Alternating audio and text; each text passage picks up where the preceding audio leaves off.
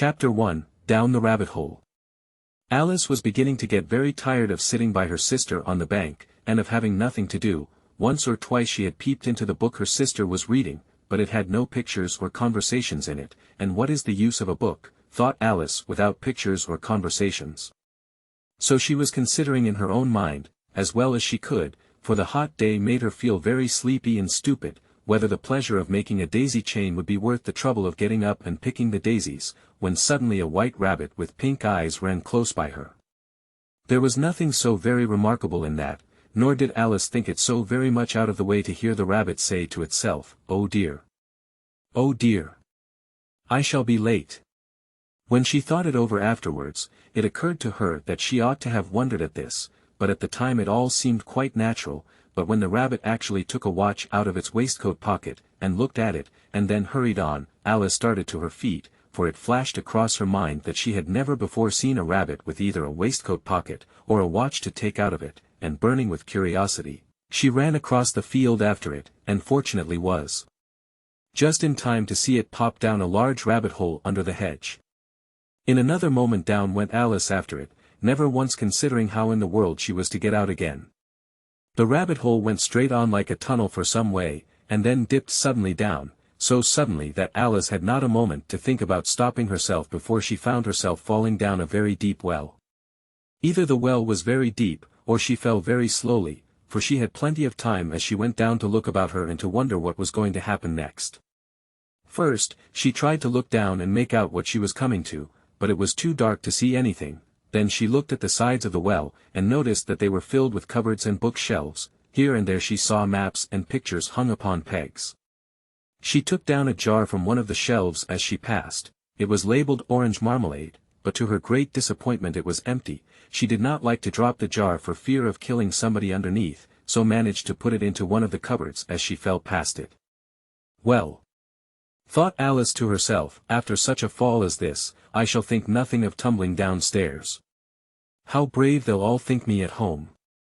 Why, I wouldn't say anything about it, even if I fell off the top of the house. Which was very likely true. Down, down, down. Would the fall never come to an end? I wonder how many miles I've fallen by this time. She said aloud. I must be getting somewhere near the center of the earth. Let me see, that would be 4,000 miles down, I think, for, you see, Alice had learnt several things of this sort in her lessons in the schoolroom, and though this was not a very good opportunity for showing off her knowledge, as there was no one to listen to her, still it was good practice to say it over. Yes, that's about the right distance, but then I wonder what latitude or longitude I've got to. Alice had no idea what latitude was, or longitude either, but thought they were nice grand words to say. Presently she began again. I wonder if I shall fall right through the earth. How funny it'll seem to come out among the people that walk with their heads downward. The antipathies, I think. She was rather glad there was no one listening, this time, as it didn't sound at all the right word, but I shall have to ask them what the name of the country is, you know. Please, ma'am, is this New Zealand or Australia? And she tried to curtsy as she spoke. Fancy curtsying as you're falling through the air. Do you think you could manage it? And what an ignorant little girl she'll think me for asking. No, it'll never do to ask, perhaps I shall see it written up somewhere. Down, down, down. There was nothing else to do, so Alice soon began talking again. Dinah'll miss me very much tonight, I should think. Dinah was the cat. I hope they'll remember her saucer of milk at tea time. Dinah, my dear. I wish you were down here with me. There are no mice in the air, I'm afraid, but you might catch a bat, and that's very like a mouse, you know. But do cats eat bats, I wonder? And here Alice began to get rather sleepy, and went on saying to herself, in a dreamy sort of way, do cats eat bats? Do cats eat bats? And sometimes, do bats eat cats? For, you see, as she couldn't answer either question, it didn't much matter which way she put it.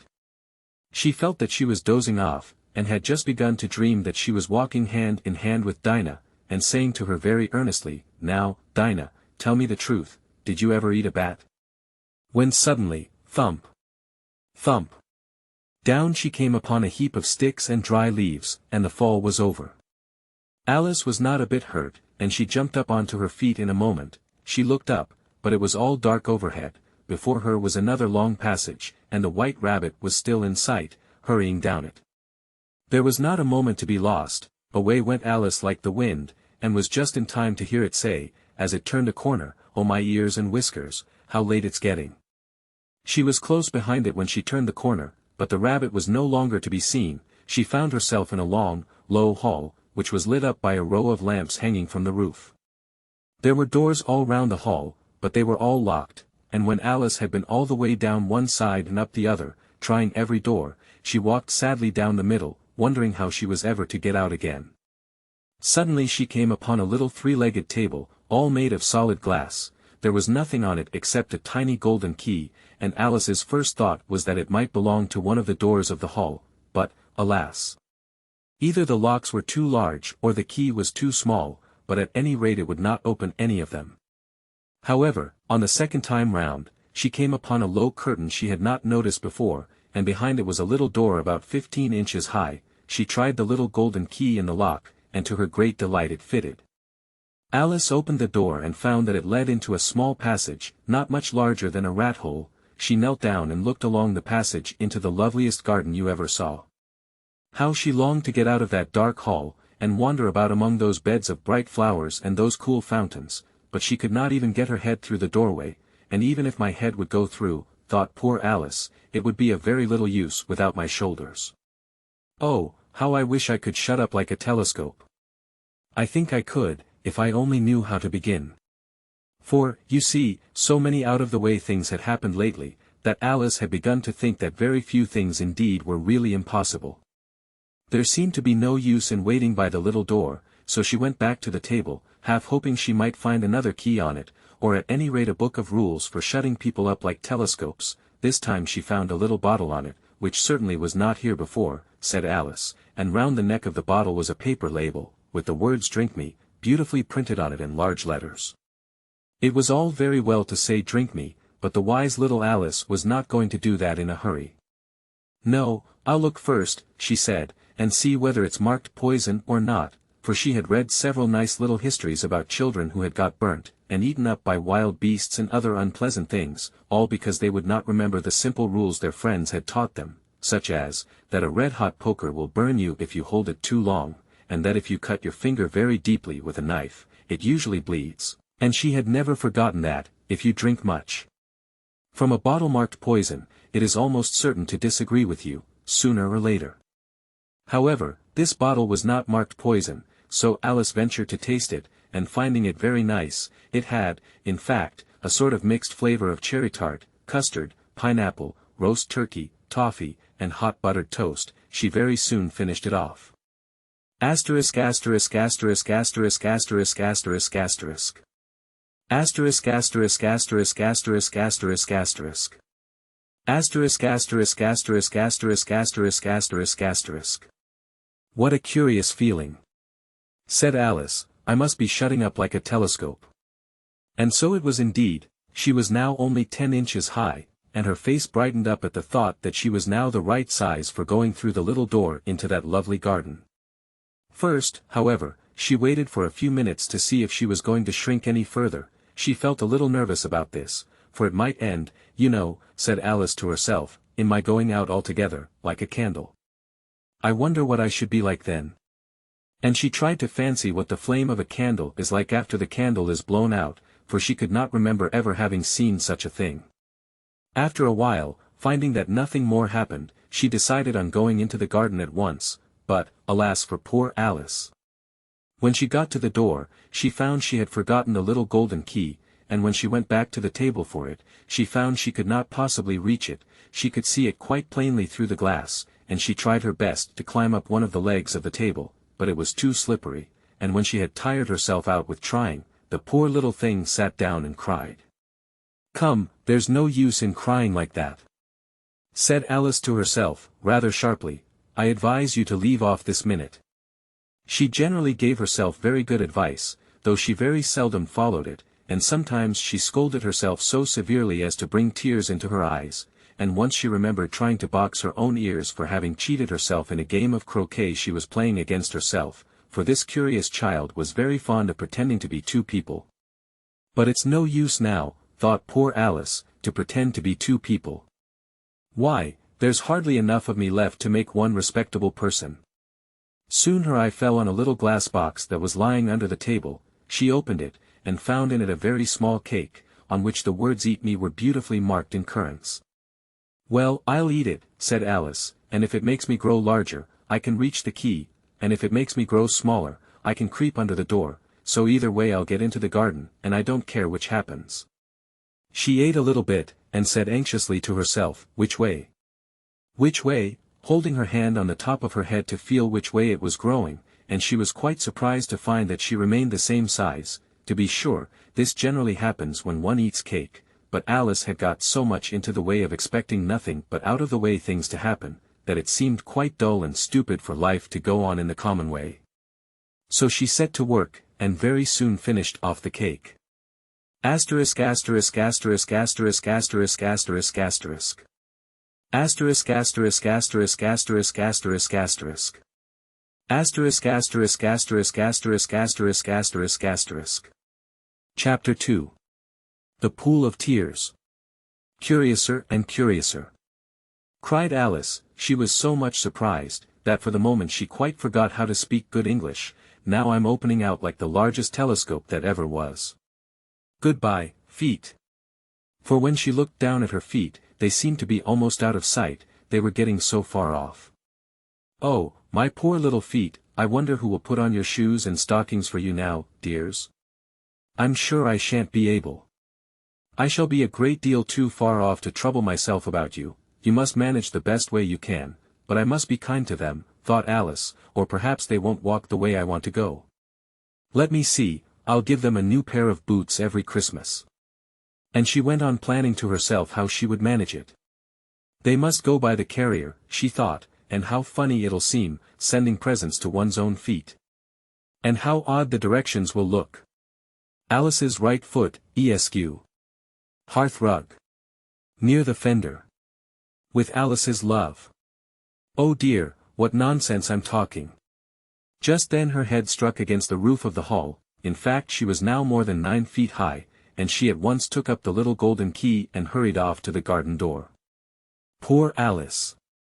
It was as much as she could do, lying down on one side, to look through into the garden with one eye, but to get through was more hopeless than ever. She sat down and began to cry again. "You ought to be ashamed of yourself," said Alice, "a great girl like you," she might well say this, "to go on crying in this way. Stop this moment, I tell you." But she went on all the same, shedding gallons of tears, until there was a large pool all round her, about 4 inches deep and reaching half down the hall. After a time she heard a little pattering of feet in the distance, and she hastily dried her eyes to see what was coming. It was the White Rabbit returning, splendidly dressed, with a pair of white kid gloves in one hand and a large fan in the other. He came trotting along in a great hurry, muttering to himself as he came, "Oh, the Duchess, the Duchess! Oh, won't she be savage if I've kept her waiting?" Alice felt so desperate that she was ready to ask help of any one, so, when the rabbit came near her, she began, in a low, timid voice, "If you please, sir." The rabbit started violently, dropped the white kid gloves and the fan, and scurried away into the darkness as hard as he could go.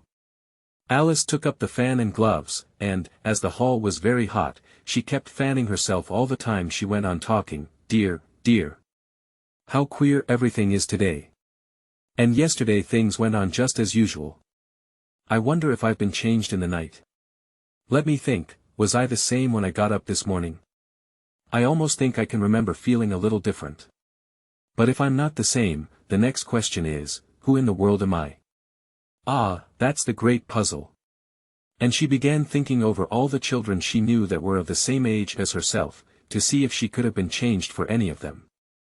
"I'm sure I'm not Ada," she said, "for her hair goes in such long ringlets, and mine doesn't go in ringlets at all, and I'm sure I can't be Mabel, for I know all sorts of things, and she, oh, she knows such a very little. Besides, she's she, and I'm I, and, oh dear, how puzzling it all is. I'll try if I know all the things I used to know. Let me see, 4 times 5 is 12, and 4 times 6 is 13, and 4 times 7 is, oh dear. I shall never get to 20 at that rate. However, the multiplication table doesn't signify, let's try geography. London is the capital of Paris, and Paris is the capital of Rome, and Rome, no, that's all wrong, I'm certain. I must have been changed for Mabel. I'll try and say, how doth the little, and she crossed her hands on her lap as if she were saying lessons, and began to repeat it, but her voice sounded hoarse and strange, and the words did not come the same as they used to do. How doth the little crocodile improve his shining tail, and pour the waters of the Nile on every golden scale? How cheerfully he seems to grin, how neatly spread his claws, and welcome little fishes in, with gently smiling jaws. I'm sure those are not the right words, said poor Alice, and her eyes filled with tears again as she went on. I must be Mabel after all, and I shall have to go and live in that poky little house, and have next to no toys to play with, and oh, ever so many lessons to learn. No, I've made up my mind about it. If I'm Mabel, I'll stay down here. It'll be no use their putting their heads down and saying, come up again, dear. I shall only look up and say, who am I then?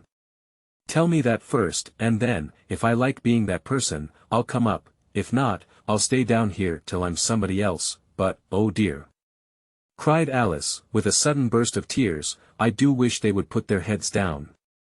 I am so very tired of being all alone here. As she said this she looked down at her hands, and was surprised to see that she had put on one of the rabbit's little white kid gloves while she was talking. How can I have done that? She thought. I must be growing small again. She got up and went to the table to measure herself by it, and found that, as nearly as she could guess, she was now about 2 feet high, and was going on shrinking rapidly. She soon found out that the cause of this was the fan she was holding, and she dropped it hastily, just in time to avoid shrinking away altogether. That was a narrow escape, said Alice, a good deal frightened at the sudden change, but very glad to find herself still in existence. And now for the garden. And she ran with all speed back to the little door, but, alas! The little door was shut again, and the little golden key was lying on the glass table as before, and things are worse than ever, thought the poor child, for I never was so small as this before, never. And I declare it's too bad, that it is. As she said these words her foot slipped, and in another moment, splash! She was up to her chin in salt water. Her first idea was that she had somehow fallen into the sea, and in that case I can go back by railway, she said to herself. Alice had been to the seaside once in her life, and had come to the general conclusion, that wherever you go to on the English coast you find a number of bathing machines in the sea, some children digging in the sand with wooden spades, then a row of lodging houses, and behind them a railway station. However, she soon made out that she was in the pool of tears which she had wept when she was 9 feet high. I wish I hadn't cried so much, said Alice, as she swam about, trying to find her way out. I shall be punished for it now, I suppose, by being drowned in my own tears. That will be a queer thing, to be sure. However, everything is queer today. Just then she heard something splashing about in the pool a little way off, and she swam nearer to make out what it was. At first she thought it must be a walrus or hippopotamus, but then she remembered how small she was now, and she soon made out that it was only a mouse that had slipped in like herself. Would it be of any use, now, thought Alice, to speak to this mouse? Everything is so out of the way down here, that I should think very likely it can talk. At any rate, there's no harm in trying. So she began, "Oh mouse, do you know the way out of this pool? I am very tired of swimming about here, oh mouse." Alice thought this must be the right way of speaking to a mouse. She had never done such a thing before, but she remembered having seen in her brother's Latin grammar, a mouse, of a mouse, to a mouse, oh mouse. The mouse looked at her rather inquisitively, and seemed to her to wink with one of its little eyes, but it said nothing. Perhaps it doesn't understand English, thought Alice. I dare say it's a French mouse, come over with William the Conqueror. For, with all her knowledge of history, Alice had no very clear notion how long ago anything had happened. So she began again, "Oh est ma chat. Which was the first sentence in her French lesson book. The mouse gave a sudden leap out of the water, and seemed to quiver all over with fright. "Oh, I beg your pardon," cried Alice hastily, afraid that she had hurt the poor animal's feelings. "I quite forgot you didn't like cats." "Not like cats?" cried the mouse, in a shrill, passionate voice. "Would you like cats if you were me?" "Well, perhaps not," said Alice in a soothing tone, "don't be angry about it. And yet I wish I could show you our cat Dinah. I think you'd take a fancy to cats if you could only see her. She is such a dear quiet thing," Alice went on, half to herself, as she swam lazily about in the pool, "and she sits purring so nicely by the fire, licking her paws and washing her face, and she is such a nice soft thing to nurse, and she's such a capital one for catching mice." "Oh, I beg your pardon," cried Alice again, for this time the mouse was bristling all over, and she felt certain it must be really offended. "We won't talk about her any more if you'd rather not." "We indeed," cried the mouse, who was trembling down to the end of his tail. "As if I would talk on such a subject. Our family always hated cats, nasty, low, vulgar things. Don't let me hear the name again." "I won't indeed," said Alice, in a great hurry to change the subject of conversation. Are you fond of dogs?" The mouse did not answer, so Alice went on eagerly, "There is such a nice little dog near our house I should like to show you. A little bright-eyed terrier, you know, with such long curly brown hair. And it'll fetch things when you throw them, and it'll sit up and beg for its dinner, and all sorts of things, I can't remember half of them, and it belongs to a farmer, you know, and he says it's so useful, it's worth £100. He says it kills all the rats and, oh dear," cried Alice in a sorrowful tone, "I'm afraid I've offended it again." For the mouse was swimming away from her as hard as it could go, and making quite a commotion in the pool as it went. So she called softly after it, "Mouse dear, do come back again, and we won't talk about cats or dogs either, if you don't like them." When the mouse heard this, it turned round and swam slowly back to her. Its face was quite pale, with passion, Alice thought, and it said in a low trembling voice, "Let us get to the shore, and then I'll tell you my history, and you'll understand why it is I hate cats and dogs." It was high time to go, for the pool was getting quite crowded with the birds and animals that had fallen into it.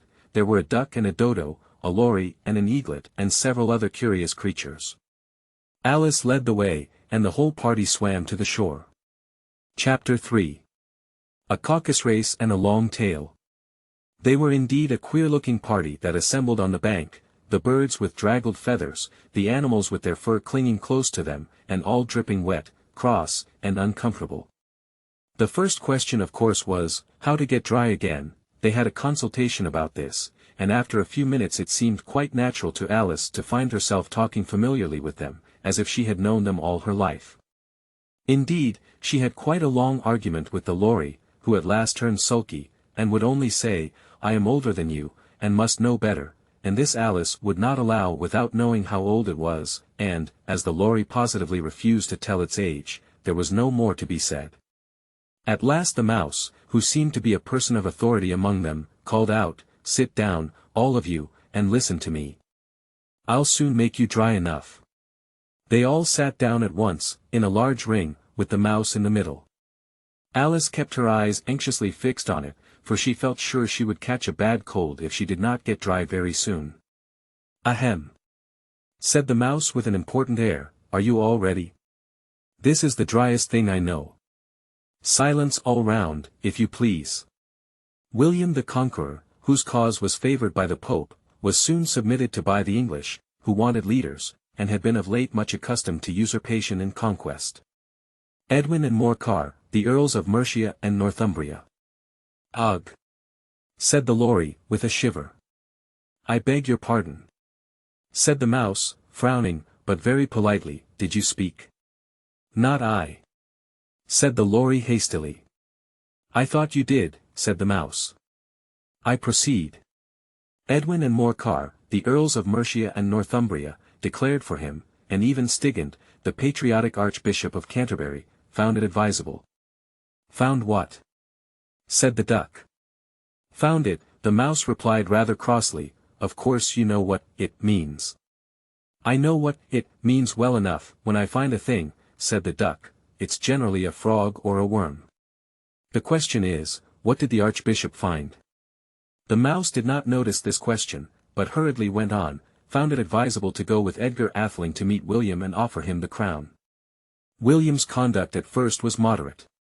But the insolence of his Normans, how are you getting on now, my dear? It continued, turning to Alice as it spoke. As wet as ever, said Alice in a melancholy tone, it doesn't seem to dry me at all. In that case, said the dodo solemnly, rising to its feet, I move that the meeting adjourn, for the immediate adoption of more energetic remedies.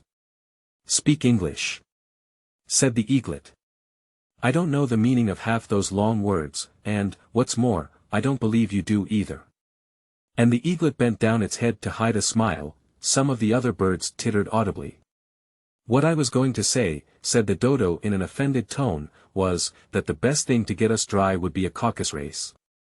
What is a caucus race? Said Alice, not that she wanted much to know, but the dodo had paused as if it thought that somebody ought to speak, and no one else seemed inclined to say anything. Why, said the dodo, the best way to explain it is to do it. And, as you might like to try the thing yourself, some winter day, I will tell you how the dodo managed it. First it marked out a racecourse, in a sort of circle, the exact shape doesn't matter, it said, and then all the party were placed along the course, here and there.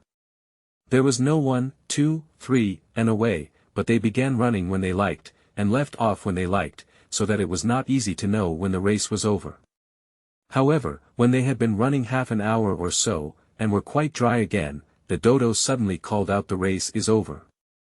And they all crowded round it, panting, and asking, but who has won? This question the dodo could not answer without a great deal of thought, and it sat for a long time with one finger pressed upon its forehead, the position in which you usually see Shakespeare, in the pictures of him, while the rest waited in silence. At last the dodo said, everybody has won, and all must have prizes. But who is to give the prizes? Quite a chorus of voices asked.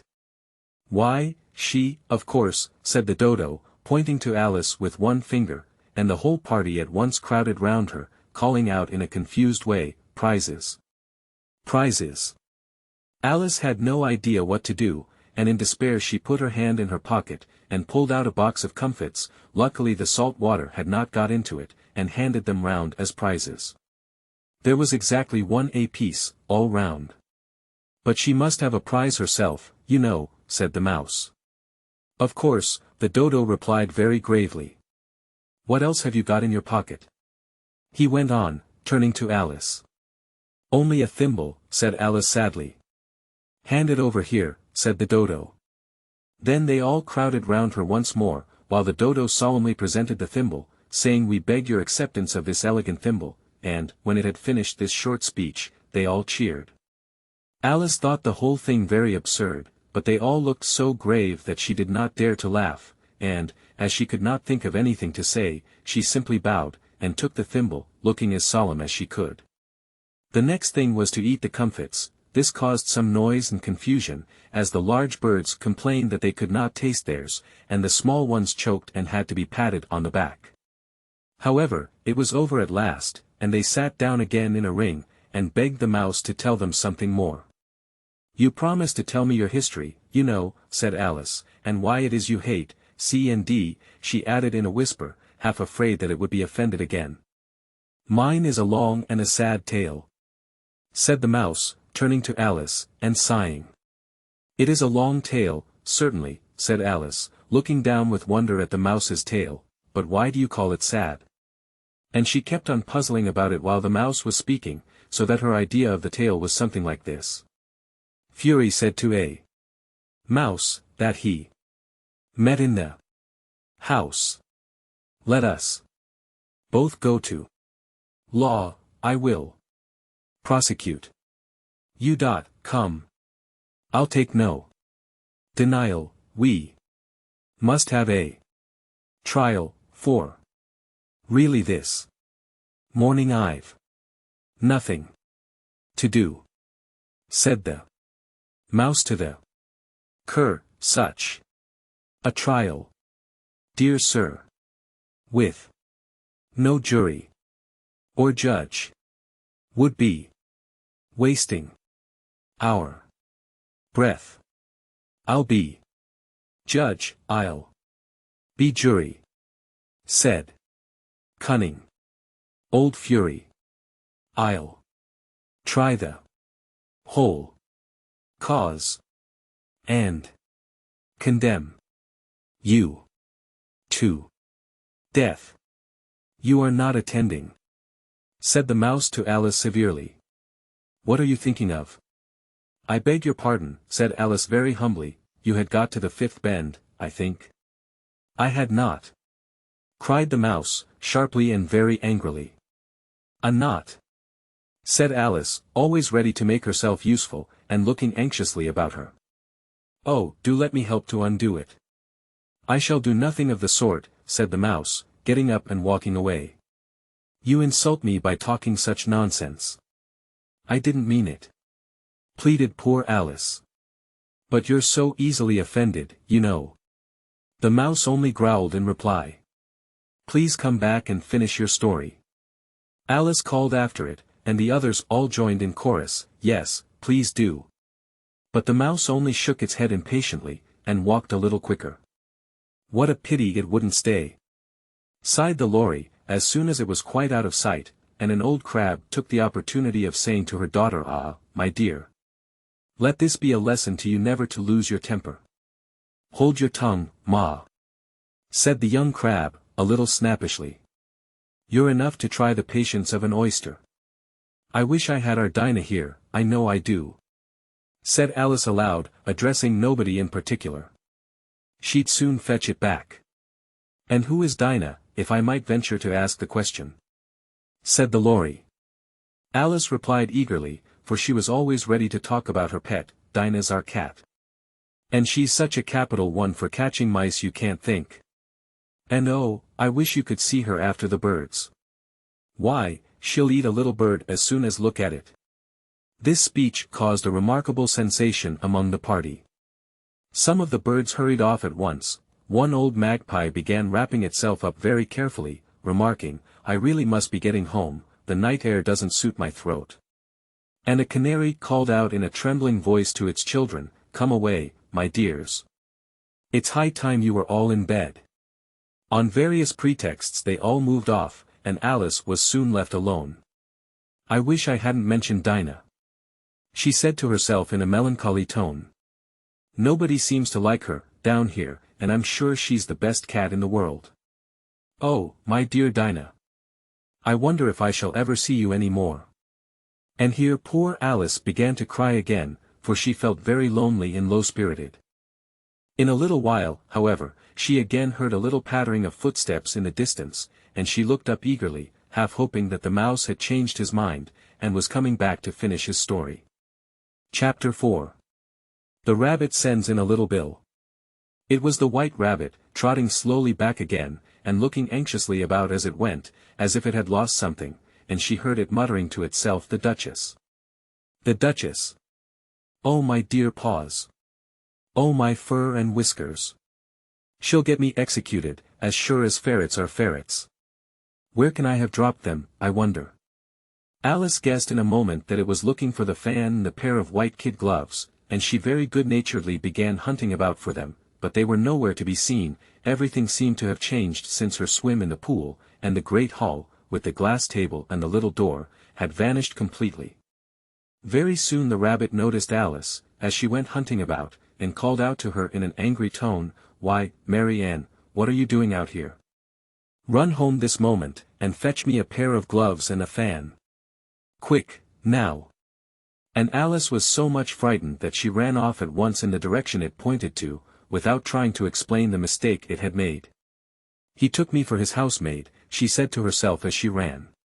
How surprised he'll be when he finds out who I am. But I'd better take him his fan and gloves, that is, if I can find them. As she said this, she came upon a neat little house, on the door of which was a bright brass plate with the name W. Rabbit, engraved upon it. She went in without knocking, and hurried upstairs, in great fear lest she should meet the real Mary Ann, and be turned out of the house before she had found the fan and gloves. How queer it seems, Alice said to herself, to be going messages for a rabbit. I suppose Dinah'll be sending me on messages next. And she began fancying the sort of thing that would happen. Miss Alice, come here directly, and get ready for your walk. Coming in a minute, nurse. But I've got to see that the mouse doesn't get out. Only I don't think, Alice went on, that they'd let Dinah stop in the house if it began ordering people about like that. By this time she had found her way into a tidy little room with a table in the window, and on it, as she had hoped, a fan and 2 or 3 pairs of tiny white kid gloves. She took up the fan and a pair of the gloves, and was just going to leave the room, when her eye fell upon a little bottle that stood near the looking-glass. There was no label this time with the words "Drink me," but nevertheless she uncorked it and put it to her lips. I know something interesting is sure to happen, she said to herself, whenever I eat or drink anything, so I'll just see what this bottle does. I do hope it'll make me grow large again, for really I'm quite tired of being such a tiny little thing. It did so indeed, and much sooner than she had expected. Before she had drunk half the bottle, she found her head pressing against the ceiling, and had to stoop to save her neck from being broken. She hastily put down the bottle, saying to herself, that's quite enough, I hope I shan't grow any more. As it is, I can't get out at the door. I do wish I hadn't drunk quite so much. Alas! It was too late to wish that. She went on growing, and very soon had to kneel down on the floor. In another minute there was not even room for this, and she tried the effect of lying down with one elbow against the door, and the other arm curled round her head. Still she went on growing, and, as a last resource, she put one arm out of the window, and one foot up the chimney, and said to herself, now I can do no more, whatever happens. What will become of me? Luckily for Alice, the little magic bottle had now had its full effect, and she grew no larger. Still it was very uncomfortable, and, as there seemed to be no sort of chance of her ever getting out of the room again, no wonder she felt unhappy. It was much pleasanter at home, thought poor Alice, when one wasn't always growing larger and smaller, and being ordered about by mice and rabbits. I almost wish I hadn't gone down that rabbit hole, and yet, it's rather curious, you know, this sort of life. I do wonder what can have happened to me. When I used to read fairy tales, I fancied that kind of thing never happened, and now here I am in the middle of one. There ought to be a book written about me, that there ought. And when I grow up, I'll write one, but I'm grown up now, she added in a sorrowful tone, at least there's no room to grow up any more here. But then, thought Alice, shall I never get any older than I am now? That'll be a comfort, one way, never to be an old woman, but then, always to have lessons to learn. Oh, I shouldn't like that. Oh, you foolish Alice. She answered herself. How can you learn lessons in here? Why, there's hardly room for you, and no room at all for any lesson books. And so she went on, taking first one side and then the other, and making quite a conversation of it altogether, but after a few minutes she heard a voice outside, and stopped to listen. Mary Ann. Mary Ann, said the voice. Fetch me my gloves this moment. Then came a little pattering of feet on the stairs. Alice knew it was the rabbit coming to look for her, and she trembled till she shook the house, quite forgetting that she was now about 1,000 times as large as the rabbit, and had no reason to be afraid of it. Presently the rabbit came up to the door, and tried to open it, but, as the door opened inwards, and Alice's elbow was pressed hard against it, that attempt proved a failure. Alice heard it say to itself, then I'll go round and get in at the window. That you won't, thought Alice, and, after waiting till she fancied she heard the rabbit just under the window, she suddenly spread out her hand, and made a snatch in the air. She did not get hold of anything, but she heard a little shriek and a fall, and a crash of broken glass, from which she concluded that it was just possible it had fallen into a cucumber frame, or something of the sort. Next came an angry voice, the rabbit's, Pat. Pat. Where are you? And then a voice she had never heard before, sure then I'm here. Digging for apples, your honor. Digging for apples, indeed, said the rabbit angrily. Here. Come and help me out of this. Sounds of more broken glass. Now tell me, Pat, what's that in the window? Sure, it's an arm, your honor. He pronounced it arum. An arm, you goose. Who ever saw one that size? Why, it fills the whole window. Sure, it does, your honor, but it's an arm for all that. Well, it's got no business there, at any rate, go and take it away.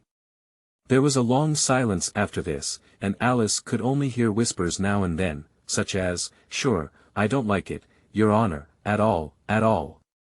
Do as I tell you, you coward. And at last she spread out her hand again, and made another snatch in the air. This time there were 2 little shrieks, and more sounds of broken glass. What a number of cucumber frames there must be, thought Alice. I wonder what they'll do next. As for pulling me out of the window, I only wish they could. I'm sure I don't want to stay in here any longer. She waited for some time without hearing anything more. At last came a rumbling of little cartwheels, and the sound of a good many voices all talking together. She made out the words, "Where's the other ladder? Why, I hadn't to bring but one, Bill's got the other, Bill. Fetch it here, lad, here, put 'em up at this corner, no, tie 'em together first, they don't reach half high enough yet, oh. They'll do well enough, don't be particular, here, Bill. Catch hold of this rope, will the roof bear, mind that loose slate, oh, it's coming down. Heads below." A loud crash. Now, who did that? It was Bill, I fancy. Who's to go down the chimney? Nay, I shan't. You do it, that I won't, then, Bill's to go down, here, Bill. The master says you're to go down the chimney. Oh. So Bill's got to come down the chimney, has he? Said Alice to herself. Shy, they seem to put everything upon Bill. I wouldn't be in Bill's place for a good deal. This fireplace is narrow, to be sure, but I think I can kick a little.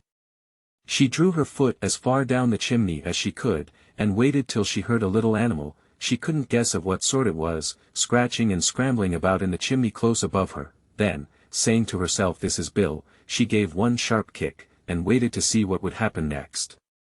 The first thing she heard was a general chorus of "There goes Bill." Then the rabbit's voice along, "Catch him, you by the hedge." Then silence, and then another confusion of voices, "Hold up his head, Brandy now, don't choke him, how was it, old fellow? What happened to you? Tell us all about it." Last came a little feeble, squeaking voice, "That's Bill," thought Alice. "Well, I hardly know, no more, thank ye, I'm better now, but I'm a deal too flustered to tell you. All I know is, something comes at me like a jack-in-the-box, and up I goes like a skyrocket." "So you did, old fellow," said the others. "We must burn the house down," said the rabbit's voice, and Alice called out as loud as she could, "If you do, I'll set Dinah at you." There was a dead silence instantly, and Alice thought to herself, "I wonder what they will do next. If they had any sense, they'd take the roof off." After a minute or two, they began moving about again, and Alice heard the rabbit say, "A barrowful will do, to begin with." A barrowful of what? Thought Alice, but she had not long to doubt, for the next moment a shower of little pebbles came rattling in at the window, and some of them hit her in the face. "I'll put a stop to this," she said to herself, and shouted out, "You'd better not do that again." Which produced another dead silence. Alice noticed with some surprise that the pebbles were all turning into little cakes as they lay on the floor, and a bright idea came into her head. "If I eat one of these cakes," she thought, "it's sure to make some change in my size, and as it can't possibly make me larger, it must make me smaller, I suppose." So she swallowed one of the cakes, and was delighted to find that she began shrinking directly. As soon as she was small enough to get through the door, she ran out of the house, and found quite a crowd of little animals and birds waiting outside. The poor little lizard, Bill, was in the middle, being held up by 2 guinea pigs, who were giving it something out of a bottle. They all made a rush at Alice the moment she appeared, but she ran off as hard as she could, and soon found herself safe in a thick wood. "The first thing I've got to do," said Alice to herself, as she wandered about in the wood, "is to grow to my right size again, and the second thing is to find my way into that lovely garden. I think that will be the best plan." It sounded an excellent plan, no doubt, and very neatly and simply arranged. The only difficulty was, that she had not the smallest idea how to set about it, and while she was peering about anxiously among the trees, a little sharp bark just over her head made her look up in a great hurry. An enormous puppy was looking down at her with large round eyes, and feebly stretching out one paw, trying to touch her. "Poor little thing," said Alice, in a coaxing tone, and she tried hard to whistle to it, but she was terribly frightened all the time at the thought that it might be hungry, in which case it would be very likely to eat her up in spite of all her coaxing. Hardly knowing what she did, she picked up a little bit of stick, and held it out to the puppy, whereupon the puppy jumped into the air off all its feet at once, with a yelp of delight, and rushed at the stick, and made believe to worry it. Then Alice dodged behind a great thistle, to keep herself from being run over, and the moment she appeared on the other side, the puppy made another rush at the stick, and tumbled head over heels in its hurry to get hold of it. Then Alice, thinking it was very like having a game of play with a cart horse, and expecting every moment to be trampled under its feet, ran round the thistle again. Then the puppy began a series of short charges at the stick, running a very little way forwards each time and a long way back, and barking hoarsely all the while, till at last it sat down a good way off, panting, with its tongue hanging out of its mouth, and its great eyes half shut. This seemed to Alice a good opportunity for making her escape, so she set off at once, and ran till she was quite tired and out of breath, and till the puppy's bark sounded quite faint in the distance. "And yet what a dear little puppy it was," said Alice, as she leant against a buttercup to rest herself, and fanned herself with one of the leaves. "I should have liked teaching it tricks very much, if I'd only been the right size to do it. Oh dear! I'd nearly forgotten that I've got to grow up again. Let me see, how is it to be managed? I suppose I ought to eat or drink something or other, but the great question is, what?" The great question certainly was, what? Alice looked all round her at the flowers and the blades of grass, but she did not see anything that looked like the right thing to eat or drink under the circumstances. There was a large mushroom growing near her, about the same height as herself, and when she had looked under it, and on both sides of it, and behind it, it occurred to her that she might as well look and see what was on the top of it. She stretched herself up on tiptoe, and peeped over the edge of the mushroom, and her eyes immediately met those of a large blue caterpillar, that was sitting on the top with its arms folded, quietly smoking a long hookah, and taking not the smallest notice of her or of anything else. Chapter 5, Advice from a Caterpillar. The caterpillar and Alice looked at each other for some time in silence. At last the caterpillar took the hookah out of its mouth, and addressed her in a languid, sleepy voice. "Who are you?" said the caterpillar. This was not an encouraging opening for a conversation. Alice replied, rather shyly, I hardly know, sir, just at present. At least I know who I was when I got up this morning, but I think I must have been changed several times since then." "What do you mean by that?" said the caterpillar sternly. "Explain yourself." "I can't explain myself, I'm afraid, sir," said Alice, "because I'm not myself, you see." "I don't see," said the caterpillar. "I'm afraid I can't put it more clearly," Alice replied very politely, "for I can't understand it myself to begin with, and being so many different sizes in a day is very confusing." "It isn't," said the caterpillar. "Well, perhaps you haven't found it so yet," said Alice, "but when you have to turn into a chrysalis, you will some day, you know, and then after that into a butterfly, I should think you'll feel it a little queer, won't you?" "Not a bit," said the caterpillar. "Well, perhaps your feelings may be different," said Alice. "All I know is, it would feel very queer to me." "You," said the caterpillar contemptuously. "Who are you?" Which brought them back again to the beginning of the conversation. Alice felt a little irritated at the caterpillar's making such very short remarks, and she drew herself up and said, very gravely, "I think, you ought to tell me who you are, first." "Why?" said the caterpillar. Here was another puzzling question, and as Alice could not think of any good reason, and as the caterpillar seemed to be in a very unpleasant state of mind, she turned away. "Come back," the caterpillar called after her. "I've something important to say." This sounded promising, certainly. Alice turned and came back again. "Keep your temper," said the caterpillar. "Is that all?" said Alice, swallowing down her anger as well as she could. No, said the caterpillar. Alice thought she might as well wait, as she had nothing else to do, and perhaps after all it might tell her something worth hearing. For some minutes it puffed away without speaking, but at last it unfolded its arms, took the hookah out of its mouth again, and said, "So you think you're changed, do you?" "I'm afraid I am, sir," said Alice. "I can't remember things as I used, and I don't keep the same size for 10 minutes together." "Can't remember what things?" said the caterpillar. "Well, I've tried to say how doth the little busy bee, but it all came different." Alice replied in a very melancholy voice. "Repeat, you are old, Father William," said the caterpillar. Alice folded her hands, and began. "You are old, Father William," the young man said. "And your hair has become very white. And yet you incessantly stand on your head. Do you think, at your age, it is right?" "In my youth," Father William replied to his son, "I feared it might injure the brain. But, now that I'm perfectly sure I have none, why, I do it again and again."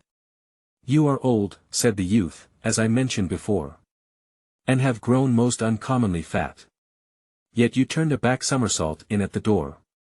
Pray, what is the reason of that?" "In my youth," said the sage, as he shook his grey locks, "I kept all my limbs very supple. By the use of this ointment, 1 shilling the box. Allow me to sell you a couple." "You are old," said the youth, "and your jaws are too weak for anything tougher than suet. Yet you finished the goose, with the bones and the beak. Pray, how did you manage to do it?" "In my youth," said his father, "I took to the law, and argued each case with my wife. And the muscular strength, which it gave to my jaw, has lasted the rest of my life." "You are old," said the youth, "one would hardly suppose that your eye was as steady as ever. Yet you balanced an eel on the end of your nose. What made you so awfully clever?" "I have answered 3 questions, and that is enough," said his father. "Don't give yourself airs. Do you think I can listen all day to such stuff? Be off, or I'll kick you downstairs." "That is not said right," said the caterpillar. "Not quite right, I'm afraid," said Alice, timidly. "Some of the words have got altered." "It is wrong from beginning to end," said the caterpillar decidedly, and there was silence for some minutes. The caterpillar was the first to speak. "What size do you want to be?" it asked. "Oh, I'm not particular as to size," Alice hastily replied, "only one doesn't like changing so often, you know." "I don't know," said the caterpillar. Alice said nothing. She had never been so much contradicted in her life before, and she felt that she was losing her temper. "Are you content now?" said the caterpillar. "Well, I should like to be a little larger, sir, if you wouldn't mind," said Alice. 3 inches is such a wretched height to be." "It is a very good height indeed," said the caterpillar angrily, rearing itself upright as it spoke. "It was exactly 3 inches high. But I'm not used to it," pleaded poor Alice in a piteous tone. And she thought of herself, "I wish the creatures wouldn't be so easily offended." "You'll get used to it in time," said the caterpillar, and it put the hookah into its mouth and began smoking again. This time Alice waited patiently until it chose to speak again. In a minute or two the caterpillar took the hookah out of its mouth and yawned once or twice, and shook itself. Then it got down off the mushroom, and crawled away in the grass, merely remarking as it went, "One side will make you grow taller, and the other side will make you grow shorter." "One side of what? The other side of what?" thought Alice to herself. "Of the mushroom," said the caterpillar, just as if she had asked it aloud, and in another moment it was out of sight. Alice remained looking thoughtfully at the mushroom for a minute, trying to make out which were the 2 sides of it, and as it was perfectly round, she found this a very difficult question. However, at last she stretched her arms round it as far as they would go, and broke off a bit of the edge with each hand. "And now which is which?" she said to herself, and nibbled a little of the right-hand bit to try the effect. The next moment she felt a violent blow underneath her chin. It had struck her foot. She was a good deal frightened by this very sudden change, but she felt that there was no time to be lost, as she was shrinking rapidly, so she set to work at once to eat some of the other bit. Her chin was pressed so closely against her foot, that there was hardly room to open her mouth, but she did it at last, and managed to swallow a morsel of the left-hand bit. Asterisk asterisk asterisk asterisk asterisk asterisk asterisk. Asterisk asterisk asterisk asterisk asterisk asterisk. Asterisk asterisk asterisk asterisk asterisk asterisk asterisk. Come, my head's free at last, said Alice in a tone of delight, which changed into alarm in another moment, when she found that her shoulders were nowhere to be found. All she could see, when she looked down, was an immense length of neck, which seemed to rise like a stalk out of a sea of green leaves that lay far below her. What can all that green stuff be? Said Alice. And where have my shoulders got to? And oh, my poor hands, how is it I can't see you? She was moving them about as she spoke, but no result seemed to follow, except a little shaking among the distant green leaves. As there seemed to be no chance of getting her hands up to her head, she tried to get her head down to them, and was delighted to find that her neck would bend about easily in any direction, like a serpent. She had just succeeded in curving it down into a graceful zigzag, and was going to dive in among the leaves, which she found to be nothing but the tops of the trees under which she had been wandering, when a sharp hiss made her draw back in a hurry. A large pigeon had flown into her face, and was beating her violently with its wings. Serpent! Screamed the pigeon. I'm not a serpent, said Alice indignantly. Let me alone. Serpent, I say again, repeated the pigeon, but in a more subdued tone, and added with a kind of sob, I've tried every way, and nothing seems to suit them. I haven't the least idea what you're talking about, said Alice. I've tried the roots of trees, and I've tried banks, and I've tried hedges, the pigeon went on, without attending to her, but those serpents. There's no pleasing them. Alice was more and more puzzled, but she thought there was no use in saying anything more till the pigeon had finished. As if it wasn't trouble enough hatching the eggs, said the pigeon, but I must be on the lookout for serpents night and day. Why, I haven't had a wink of sleep these 3 weeks. I'm very sorry you've been annoyed, said Alice, who was beginning to see its meaning. And just as I'd taken the highest tree in the wood, continued the pigeon, raising its voice to a shriek, and just as I was thinking I should be free of them at last, they must needs come wriggling down from the sky. Ugh, serpent! But I'm not a serpent, I tell you, said Alice. I'm a... Well. What are you? Said the pigeon. I can see you're trying to invent something. I'm a little girl, said Alice, rather doubtfully, as she remembered the number of changes she had gone through that day. A likely story indeed, said the pigeon in a tone of the deepest contempt. I've seen a good many little girls in my time, but never one with such a neck as that. No, no. You're a serpent, and there's no use denying it. I suppose you'll be telling me next that you never tasted an egg. I have tasted eggs, certainly, said Alice, who was a very truthful child, but little girls eat eggs quite as much as serpents do, you know. I don't believe it, said the pigeon, but if they do, why then they're a kind of serpent, that's all I can say. This was such a new idea to Alice, that she was quite silent for a minute or two, which gave the pigeon the opportunity of adding, You're looking for eggs, I know that well enough, and what does it matter to me whether you're a little girl or a serpent? It matters a good deal to me, said Alice hastily, but I'm not looking for eggs, as it happens, and if I was, I shouldn't want yours, I don't like them raw. Well, be off, then, said the pigeon in a sulky tone, as it settled down again into its nest. Alice crouched down among the trees as well as she could, for her neck kept getting entangled among the branches, and every now and then she had to stop and untwist it. After a while she remembered that she still held the pieces of mushroom in her hands, and she set to work very carefully, nibbling first at one and then at the other, and growing sometimes taller and sometimes shorter, until she had succeeded in bringing herself down to her usual height. It was so long since she had been anything near the right size, that it felt quite strange at first, but she got used to it in a few minutes, and began talking to herself, as usual. Come, there's half my plan done now. How puzzling all these changes are. I'm never sure what I'm going to be, from one minute to another. However, I've got back to my right size. The next thing is, to get into that beautiful garden. How is that to be done, I wonder? As she said this, she came suddenly upon an open place, with a little house in it about 4 feet high. Whoever lives there, thought Alice, it'll never do to come upon them this size, why, I should frighten them out of their wits. So she began nibbling at the right-hand bit again, and did not venture to go near the house till she had brought herself down to 9 inches high. Chapter 6. Pig and Pepper. For a minute or two she stood looking at the house, and wondering what to do next, when suddenly a footman in livery came running out of the wood. She considered him to be a footman because he was in livery, otherwise, judging by his face only, she would have called him a fish, and rapped loudly at the door with his knuckles. It was opened by another footman in livery, with a round face, and large eyes like a frog, and both footmen, Alice noticed, had powdered hair that curled all over their heads. She felt very curious to know what it was all about, and crept a little way out of the wood to listen. The fish footman began by producing from under his arm a great letter, nearly as large as himself, and this he handed over to the other, saying, in a solemn tone, for the Duchess. An invitation from the Queen to play croquet. The frog footman repeated, in the same solemn tone, only changing the order of the words a little, from the Queen.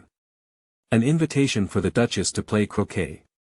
Then they both bowed low, and their curls got entangled together.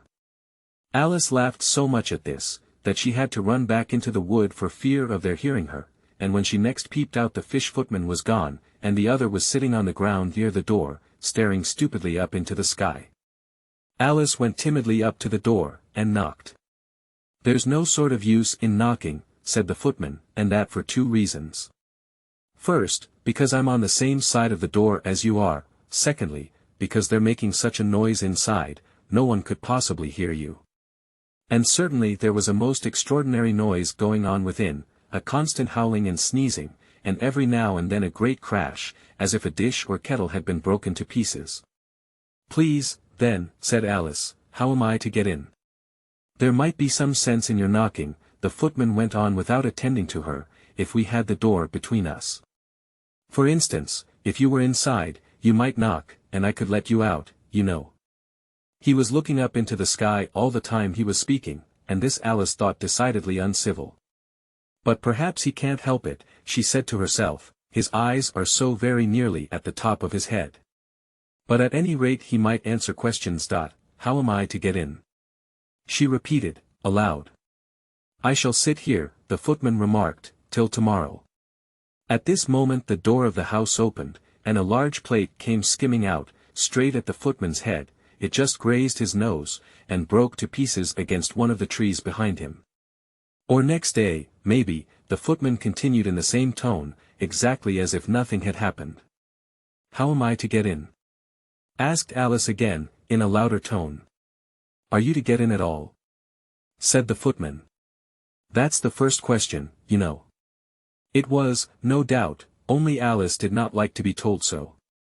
"It's really dreadful," she muttered to herself, "the way all the creatures argue. It's enough to drive one crazy." The footman seemed to think this a good opportunity for repeating his remark, with variations. "I shall sit here," he said, "on and off, for days and days." "But what am I to do?" said Alice. "Anything you like," said the footman, and began whistling. "Oh, there's no use in talking to him," said Alice desperately, "he's perfectly idiotic." And she opened the door and went in. The door led right into a large kitchen, which was full of smoke from one end to the other. The Duchess was sitting on a 3-legged stool in the middle, nursing a baby. The cook was leaning over the fire, stirring a large cauldron which seemed to be full of soup. "There's certainly too much pepper in that soup," Alice said to herself, as well as she could for sneezing. There was certainly too much of it in the air. Even the Duchess sneezed occasionally, and as for the baby, it was sneezing and howling alternately without a moment's pause. The only things in the kitchen that did not sneeze, were the cook, and a large cat which was sitting on the hearth and grinning from ear to ear. "Please would you tell me," said Alice, a little timidly, for she was not quite sure whether it was good manners for her to speak first, "why your cat grins like that?" "It's a Cheshire cat," said the Duchess, "and that's why." "Pig." She said the last word with such sudden violence that Alice quite jumped, but she saw in another moment that it was addressed to the baby, and not to her, so she took courage, and went on again. I didn't know that Cheshire cats always grinned. In fact, I didn't know that cats could grin. They all can, said the Duchess, and most of them do. I don't know of any that do, Alice said very politely, feeling quite pleased to have got into a conversation. You don't know much, said the Duchess, and that's a fact. Alice did not at all like the tone of this remark, and thought it would be as well to introduce some other subject of conversation. While she was trying to fix on one, the cook took the cauldron of soup off the fire, and at once set to work throwing everything within her reach at the Duchess and the baby. The fire irons came first, then followed a shower of saucepans, plates, and dishes. The Duchess took no notice of them even when they hit her, and the baby was howling so much already, that it was quite impossible to say whether the blows hurt it or not.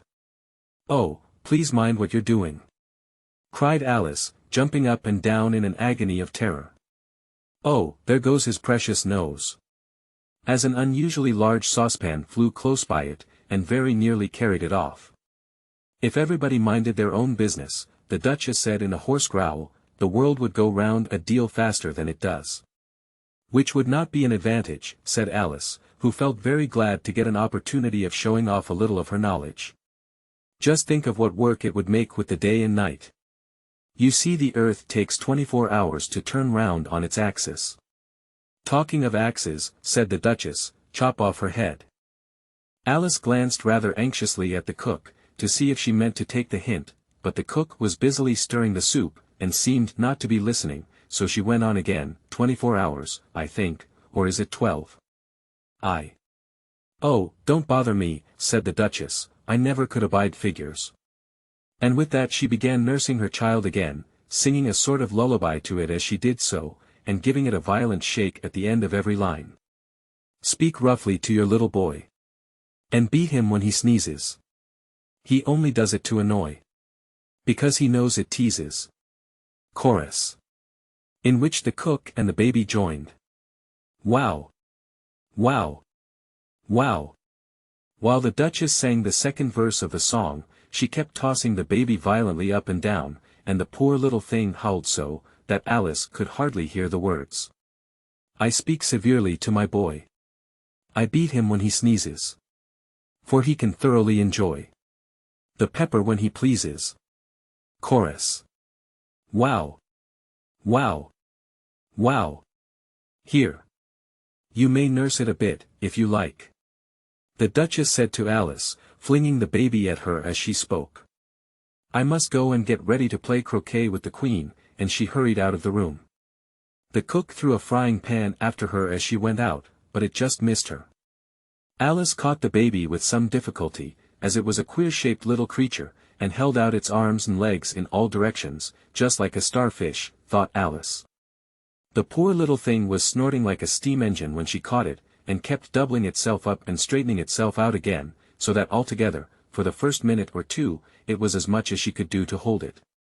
As soon as she had made out the proper way of nursing it, which was to twist it up into a sort of knot, and then keep tight hold of its right ear and left foot, so as to prevent its undoing itself, she carried it out into the open air.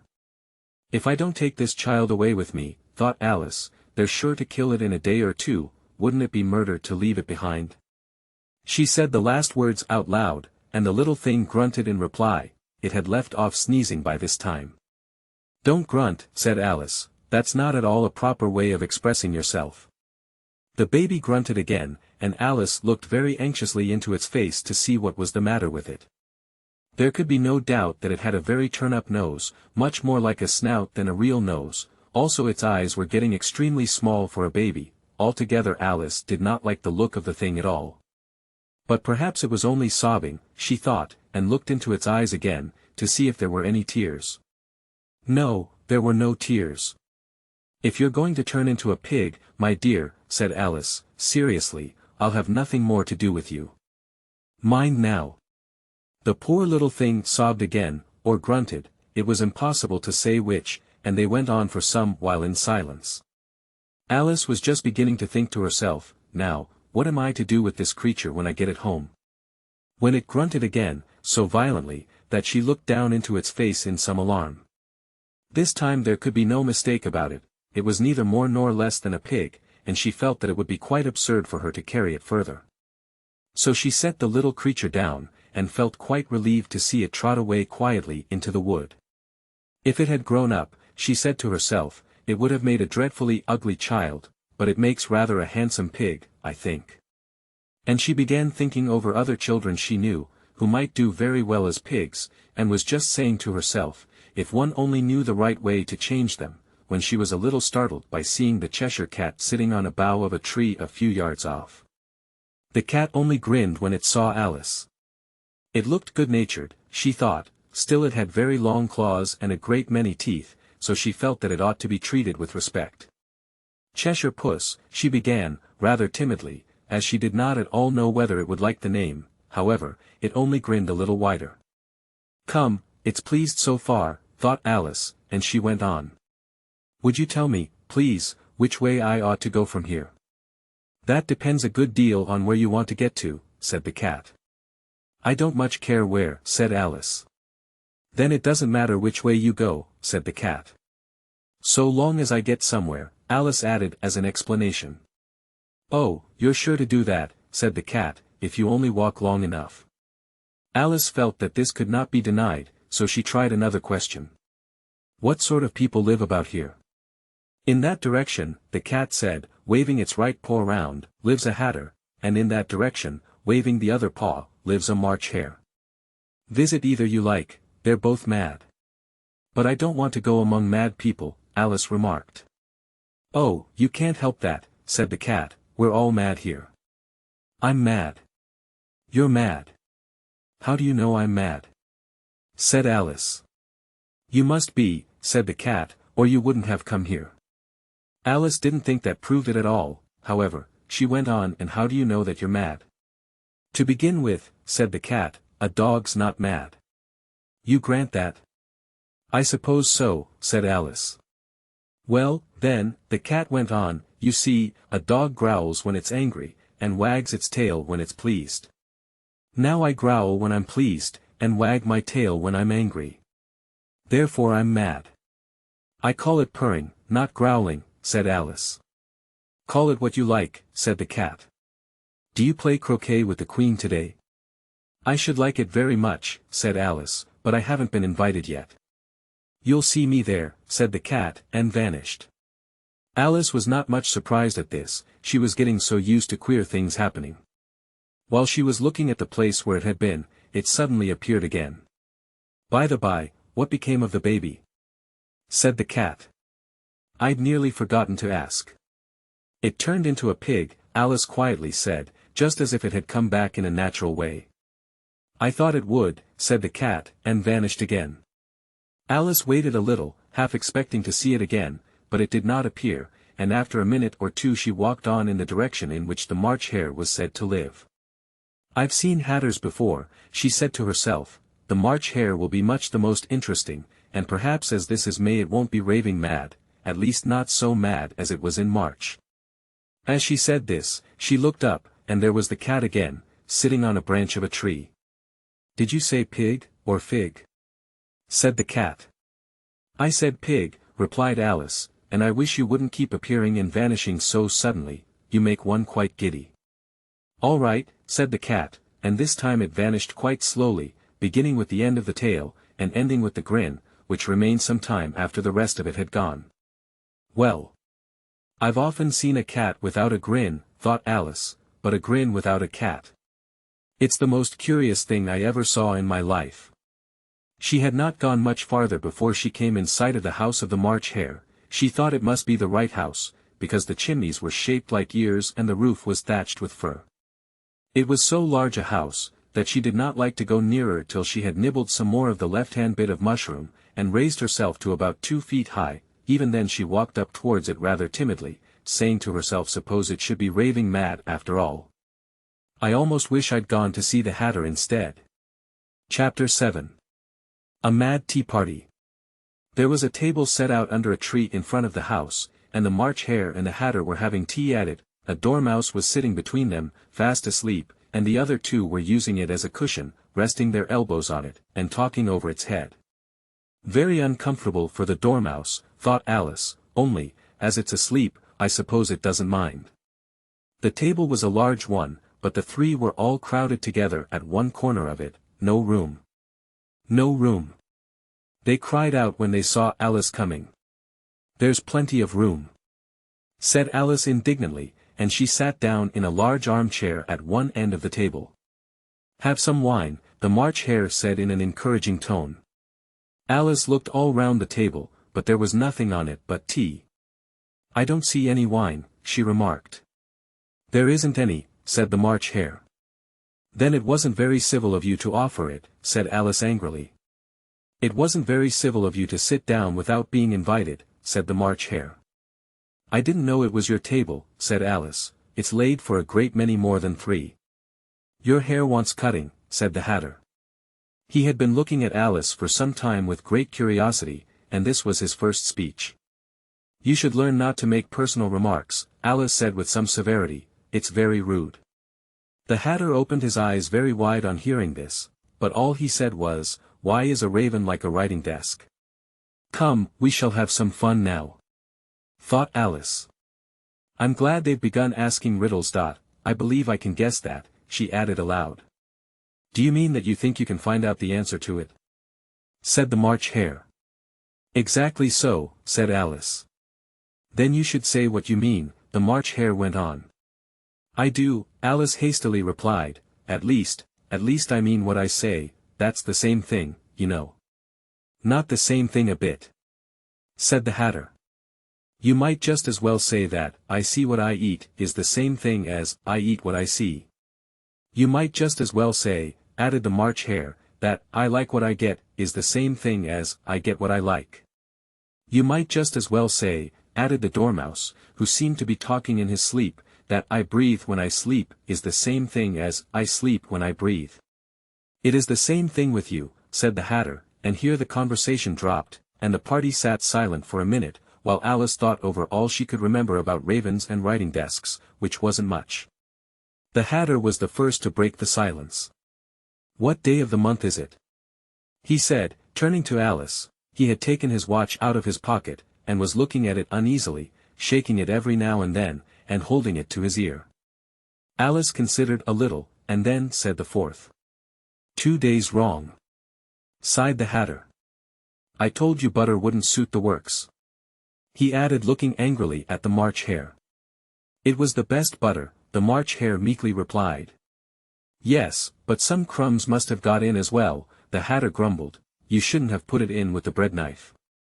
The March Hare took the watch and looked at it gloomily, then he dipped it into his cup of tea, and looked at it again, but he could think of nothing better to say than his first remark, it was the best butter, you know.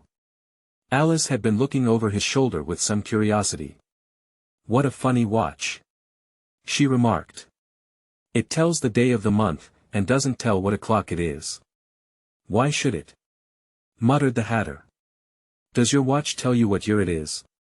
Of course not, Alice replied very readily, but that's because it stays the same year for such a long time together. Which is just the case with mine, said the Hatter. Alice felt dreadfully puzzled. The Hatter's remark seemed to have no sort of meaning in it, and yet it was certainly English. I don't quite understand you, she said, as politely as she could. The Dormouse is asleep again, said the Hatter, and he poured a little hot tea upon its nose. The Dormouse shook its head impatiently, and said, without opening its eyes, of course, just what I was going to remark myself. Have you guessed the riddle yet?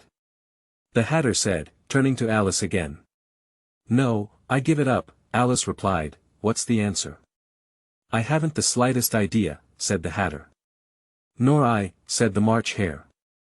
Alice sighed wearily. I think you might do something better with the time, she said, than waste it in asking riddles that have no answers. If you knew time as well as I do, said the Hatter, you wouldn't talk about wasting it. It's him. I don't know what you mean, said Alice. Of course you don't, the Hatter said, tossing his head contemptuously. I dare say you never even spoke to time. Perhaps not, Alice cautiously replied, but I know I have to beat time when I learn music. Ah! That accounts for it, said the Hatter. He won't stand beating. Now, if you only kept on good terms with him, he'd do almost anything you liked with the clock. For instance, suppose it were 9 o'clock in the morning, just time to begin lessons, you'd only have to whisper a hint to time, and round goes the clock in a twinkling. 1:30, time for dinner. I only wish it was, the March Hare said to itself in a whisper. That would be grand, certainly, said Alice thoughtfully, but then, I shouldn't be hungry for it, you know. Not at first, perhaps, said the Hatter, but you could keep it to 1:30 as long as you liked. Is that the way you manage? Alice asked. The Hatter shook his head mournfully. Not I. He replied. We quarreled last March, just before he went mad, you know, pointing with his teaspoon at the March Hare. It was at the great concert given by the Queen of Hearts, and I had to sing. Twinkle, twinkle, little bat. How I wonder what you're at. You know the song, perhaps? I've heard something like it, said Alice. It goes on, you know, the Hatter continued, in this way. Up above the world you fly. Like a tea tray in the sky. Twinkle, twinkle. Here the Dormouse shook itself, and began singing in its sleep twinkle, twinkle, twinkle, twinkle, and went on so long that they had to pinch it to make it stop. Well, I'd hardly finished the first verse, said the Hatter, when the Queen jumped up and bawled out, he's murdering the time. Off with his head. How dreadfully savage! Exclaimed Alice. And ever since that, the Hatter went on in a mournful tone, he won't do a thing I ask. It's always 6 o'clock now. A bright idea came into Alice's head. Is that the reason so many tea things are put out here? She asked. Yes, that's it, said the Hatter with a sigh, it's always tea time, and we've no time to wash the things between whiles.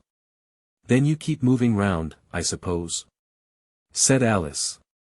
Exactly so, said the Hatter, as the things get used up. But what happens when you come to the beginning again? Alice ventured to ask. Suppose we change the subject, the March Hare interrupted, yawning. I'm getting tired of this. I vote the young lady tells us a story.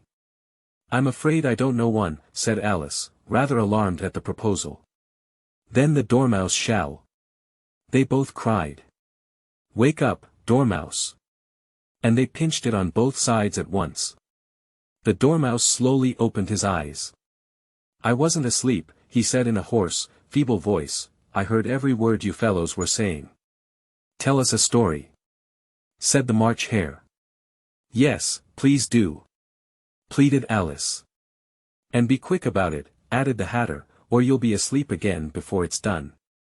Once upon a time there were 3 little sisters, the Dormouse began in a great hurry, and their names were Elsie, Lacie, and Tilly, and they lived at the bottom of a well. What did they live on? Said Alice, who always took a great interest in questions of eating and drinking. They lived on treacle, said the Dormouse, after thinking a minute or two. They couldn't have done that, you know, Alice gently remarked, they'd have been ill. So they were, said the Dormouse, very ill. Alice tried to fancy to herself what such an extraordinary way of living would be like, but it puzzled her too much, so she went on, but why did they live at the bottom of a well?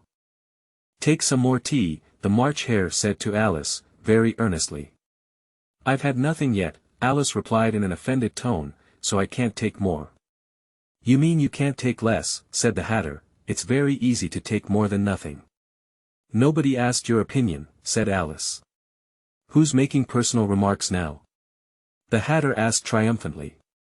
Alice did not quite know what to say to this, so she helped herself to some tea and bread and butter, and then turned to the Dormouse, and repeated her question.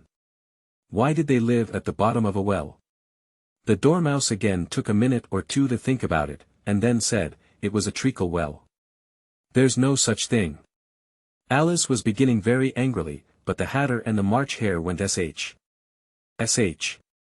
And the Dormouse sulkily remarked, if you can't be civil, you'd better finish the story for yourself. No, please go on. Alice said very humbly, I won't interrupt again. I dare say there may be one. One, indeed. Said the Dormouse indignantly. However, he consented to go on. And so these 3 little sisters, they were learning to draw, you know. What did they draw? Said Alice, quite forgetting her promise. Treacle, said the Dormouse, without considering it all this time. I want a clean cup, interrupted the Hatter, let's all move one place on. He moved on as he spoke, and the Dormouse followed him. The March Hare moved into the Dormouse's place, and Alice rather unwillingly took the place of the March Hare. The Hatter was the only one who got any advantage from the change, and Alice was a good deal worse off than before, as the March Hare had just upset the milk jug into his plate. Alice did not wish to offend the Dormouse again, so she began very cautiously, but I don't understand. Where did they draw the treacle from? You can draw water out of a water well, said the Hatter, so I should think you could draw treacle out of a treacle well. Stupid. But they were in the well, Alice said to the Dormouse, not choosing to notice this last remark. Of course they were, said the Dormouse, well in. This answer so confused poor Alice, that she let the Dormouse go on for some time without interrupting it. They were learning to draw, the Dormouse went on, yawning and rubbing its eyes, for it was getting very sleepy, and they drew all manner of things, everything that begins with an M. Why with an M? Said Alice. Why not? Said the March Hare. Alice was silent. The Dormouse had closed its eyes by this time, and was going off into a doze, but, on being pinched by the Hatter, it woke up again with a little shriek, and went on, that begins with an M, such as mousetraps, and the moon, and memory, and muchness. You know you say things are much of a muchness. Did you ever see such a thing as a drawing of a muchness? Really, now you ask me, said Alice, very much confused, I don't think. Then you shouldn't talk, said the Hatter. This piece of rudeness was more than Alice could bear. She got up in great disgust, and walked off. The Dormouse fell asleep instantly, and neither of the others took the least notice of her going, though she looked back once or twice, half hoping that they would call after her. The last time she saw them, they were trying to put the Dormouse into the teapot. At any rate I'll never go there again, said Alice as she picked her way through the wood. It's the stupidest tea party I ever was at in all my life. Just as she said this, she noticed that one of the trees had a door leading right into it. That's very curious, she thought. But everything's curious today. I think I may as well go in at once. And in she went. Once more she found herself in the long hall, and close to the little glass table. Now, I'll manage better this time, she said to herself, and began by taking the little golden key, and unlocking the door that led into the garden. Then she went to work nibbling at the mushroom. She had kept a piece of it in her pocket, till she was about a foot high. Then she walked down the little passage, and then, she found herself at last in the beautiful garden, among the bright flower beds and the cool fountains. Chapter 8. The Queen's Croquet Ground. A large rose tree stood near the entrance of the garden. The roses growing on it were white, but there were 3 gardeners at it, busily painting them red. Alice thought this a very curious thing, and she went nearer to watch them, and just as she came up to them she heard one of them say, "Look out now, 5. Don't go splashing paint over me like that." "I couldn't help it," said 5, in a sulky tone. 7 jogged my elbow. On which 7 looked up and said, "That's right, 5. Always lay the blame on others." "You'd better not talk," said 5. "I heard the Queen say only yesterday you deserve to be beheaded." "What for?" said the one who had spoken first. "That's none of your business, 2. said 7. "Yes, it is his business," said 5, "and I'll tell him, it was for bringing the cook tulip roots instead of onions." 7 flung down his brush, and had just begun well, of all the unjust things, when his eye chanced to fall upon Alice, as she stood watching them, and he checked himself suddenly. The others looked round also, and all of them bowed low.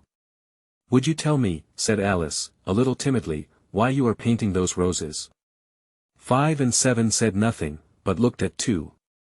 2 began in a low voice, "Why the fact is, you see, miss, this here ought to have been a red rose tree, and we put a white one in by mistake, and if the Queen was to find it out, we should all have our heads cut off, you know. So you see, miss, we're doing our best, afore she comes, to." At this moment 5, who had been anxiously looking across the garden, called out, "The Queen! The Queen!" And the 3 gardeners instantly threw themselves flat upon their faces. There was a sound of many footsteps, and Alice looked round, eager to see the queen. First came 10 soldiers carrying clubs. These were all shaped like the 3 gardeners, oblong and flat, with their hands and feet at the corners. Next the 10 courtiers. These were ornamented all over with diamonds, and walked 2 and 2, as the soldiers did. After these came the royal children. There were 10 of them, and the little dears came jumping merrily along hand in hand, in couples. They were all ornamented with hearts. Next came the guests, mostly kings and queens, and among them Alice recognized the white rabbit. It was talking in a hurried nervous manner, smiling at everything that was said, and went by without noticing her. Then followed the knave of hearts, carrying the king's crown on a crimson velvet cushion, and, last of all this grand procession, came the king and queen of hearts. Alice was rather doubtful whether she ought not to lie down on her face like the 3 gardeners, but she could not remember ever having heard of such a rule at processions, and besides, what would be the use of a procession, thought she, if people had all to lie down upon their faces, so that they couldn't see it. So she stood still where she was, and waited. When the procession came opposite to Alice, they all stopped and looked at her, and the queen said severely, "Who is this?" She said it to the knave of hearts, who only bowed and smiled in reply. "Idiot!" said the queen, tossing her head impatiently, and, turning to Alice, she went on, "What's your name, child?" "My name is Alice, so please your majesty," said Alice very politely, but she added, to herself, "Why, they're only a pack of cards, after all. I needn't be afraid of them." "And who are these?" said the queen, pointing to the 3 gardeners who were lying round the rose tree, for, you see, as they were lying on their faces, and the pattern on their backs was the same as the rest of the pack, she could not tell whether they were gardeners, or soldiers, or courtiers, or 3 of her own children. "How should I know?" said Alice, surprised at her own courage. "It's no business of mine." The queen turned crimson with fury, and, after glaring at her for a moment like a wild beast, screamed off with her head. "Off!" "Nonsense!" said Alice, very loudly and decidedly, and the queen was silent. The king laid his hand upon her arm, and timidly said, "Consider, my dear, she is only a child." The queen turned angrily away from him, and said to the knave, "Turn them over." The knave did so, very carefully, with 1 foot. "Get up!" said the queen, in a shrill, loud voice, and the 3 gardeners instantly jumped up, and began bowing to the king, the queen, the royal children, and everybody else. "Leave off that!" screamed the queen. "You make me giddy." And then, turning to the rose tree, she went on, "What have you been doing here?" "May it please your majesty," said 2, in a very humble tone, going down on 1 knee as he spoke, "we were trying." "I see," said the queen, who had meanwhile been examining the roses. "Off with their heads." And the procession moved on, 3 of the soldiers remaining behind to execute the unfortunate gardeners, who ran to Alice for protection. "You shan't be beheaded," said Alice, and she put them into a large flower pot that stood near. The 3 soldiers wandered about for a minute or 2, looking for them, and then quietly marched off after the others. "Are their heads off?" shouted the queen. "Their heads are gone, if it please your majesty," the soldiers shouted in reply. "That's right," shouted the queen. "Can you play croquet?" The soldiers were silent, and looked at Alice, as the question was evidently meant for her. "Yes," shouted Alice. "Come on, then," roared the queen, and Alice joined the procession, wondering very much what would happen next. It's a very fine day," said a timid voice at her side. She was walking by the white rabbit, who was peeping anxiously into her face. "Very," said Alice, "where's the Duchess?" "Hush! Hush!" said the rabbit in a low, hurried tone. He looked anxiously over his shoulder as he spoke, and then raised himself upon tiptoe, put his mouth close to her ear, and whispered, "She's under sentence of execution." "What for?" said Alice. "Did you say, 'What a pity'?" the rabbit asked. "No, I didn't," said Alice, "I don't think it's at all a pity. I said, 'What for?'" "She boxed the queen's ears," the rabbit began. Alice gave a little scream of laughter. "Oh, hush!" the rabbit whispered in a frightened tone. "The Queen will hear you. You see, she came rather late," and the Queen said. "Get to your places," shouted the Queen in a voice of thunder, and people began running about in all directions, tumbling up against each other. However, they got settled down in a minute or two, and the game began. Alice thought she had never seen such a curious croquet ground in her life. It was all ridges and furrows, the balls were live hedgehogs, the mallets live flamingos, and the soldiers had to double themselves up and to stand on their hands and feet, to make the arches.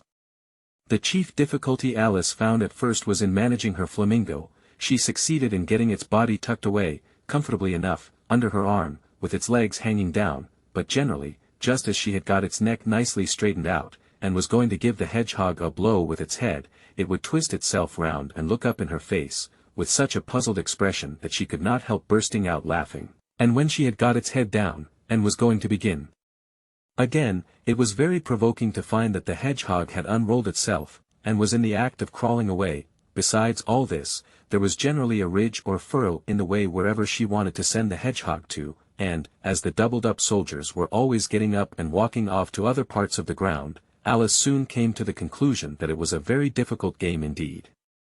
The players all played at once without waiting for turns, quarreling all the while, and fighting for the hedgehogs, and in a very short time the Queen was in a furious passion, and went stamping about, and shouting off with his head. Or off with her head. About once in a minute. Alice began to feel very uneasy. To be sure, she had not as yet had any dispute with the Queen, but she knew that it might happen any minute, and then, thought she, what would become of me? They're dreadfully fond of beheading people here. The great wonder is, that there's any one left alive. She was looking about for some way of escape, and wondering whether she could get away without being seen, when she noticed a curious appearance in the air. It puzzled her very much at first, but, after watching it a minute or two, she made it out to be a grin, and she said to herself, "It's the Cheshire Cat, now I shall have somebody to talk to." "How are you getting on?" said the cat, as soon as there was mouth enough for it to speak with. Alice waited till the eyes appeared, and then nodded. "It's no use speaking to it," she thought, "till its ears have come, or at least one of them." In another minute the whole head appeared, and then Alice put down her flamingo, and began an account of the game, feeling very glad she had someone to listen to her. The cat seemed to think that there was enough of it now in sight, and no more of it appeared. "I don't think they play at all fairly," Alice began, in rather a complaining tone, "and they all quarrel so dreadfully one can't hear oneself speak, and they don't seem to have any rules in particular, at least, if there are, nobody attends to them, and you've no idea how confusing it is all the things being alive. For instance, there's the arch I've got to go through next walking about at the other end of the ground, and I should have croqueted the Queen's hedgehog just now, only it ran away when it saw mine coming." "How do you like the Queen?" said the cat in a low voice. "Not at all," said Alice, "she's so extremely—" Just then she noticed that the Queen was close behind her, listening, so she went on, "likely to win, that it's hardly worth while finishing the game." The Queen smiled and passed on. "Who are you talking to?" said the King, going up to Alice, and looking at the cat's head with great curiosity. "It's a friend of mine, a Cheshire Cat," said Alice. "Allow me to introduce it." "I don't like the look of it at all," said the King, "however, it may kiss my hand if it likes." "I'd rather not," the cat remarked. "Don't be impertinent," said the King, "and don't look at me like that." He got behind Alice as he spoke. "A cat may look at a king," said Alice. "I've read that in some book, but I don't remember where." "Well, it must be removed," said the King very decidedly, and he called the Queen, who was passing at the moment, "My dear, I wish you would have this cat removed." The Queen had only one way of settling all difficulties, great or small. "Off with his head," she said, without even looking round. "I'll fetch the executioner myself," said the King eagerly, and he hurried off. Alice thought she might as well go back, and see how the game was going on, as she heard the Queen's voice in the distance, screaming with passion. She had already heard her sentence 3 of the players to be executed for having missed their turns, and she did not like the look of things at all, as the game was in such confusion that she never knew whether it was her turn or not. So she went in search of her hedgehog. The hedgehog was engaged in a fight with another hedgehog, which seemed to Alice an excellent opportunity for croqueting one of them with the other. The only difficulty was, that her flamingo was gone across to the other side of the garden, where Alice could see it trying in a helpless sort of way to fly up into a tree. By the time she had caught the flamingo and brought it back, the fight was over, and both the hedgehogs were out of sight. But it doesn't matter much, thought Alice, as all the arches are gone from this side of the ground. So she tucked it away under her arm, that it might not escape again, and went back for a little more conversation with her friend. When she got back to the Cheshire Cat, she was surprised to find quite a large crowd collected round it. There was a dispute going on between the executioner, the king, and the queen, who were all talking at once, while all the rest were quite silent, and looked very uncomfortable. The moment Alice appeared, she was appealed to by all three to settle the question, and they repeated their arguments to her, though, as they all spoke at once, she found it very hard indeed to make out exactly what they said. The executioner's argument was, that you couldn't cut off a head unless there was a body to cut it off from, that he had never had to do such a thing before, and he wasn't going to begin at his time of life. The king's argument was, that anything that had a head could be beheaded, and that you weren't to talk nonsense. The queen's argument was, that if something wasn't done about it in less than no time she'd have everybody executed, all round. It was this last remark that had made the whole party look so grave and anxious. Alice could think of nothing else to say but it belongs to the Duchess, you'd better ask her about it. She's in prison, the queen said to the executioner, fetch her here. And the executioner went off like an arrow. The cat's head began fading away the moment he was gone, and, by the time he had come back with the Duchess, it had entirely disappeared, so the king and the executioner ran wildly up and down looking for it, while the rest of the party went back to the game. Chapter 9. The Mock Turtle's Story. You can't think how glad I am to see you again, you dear old thing, said the Duchess, as she tucked her arm affectionately into Alice's, and they walked off together. Alice was very glad to find her in such a pleasant temper, and thought to herself that perhaps it was only the pepper that had made her so savage when they met in the kitchen. When I'm a duchess, she said to herself, not in a very hopeful tone though, I won't have any pepper in my kitchen at all. Soup does very well without, maybe it's always pepper that makes people hot-tempered, she went on, very much pleased at having found out a new kind of rule, and vinegar that makes them sour, and chamomile that makes them bitter, and barley sugar and such things that make children sweet-tempered. I only wish people knew that, then they wouldn't be so stingy about it, you know.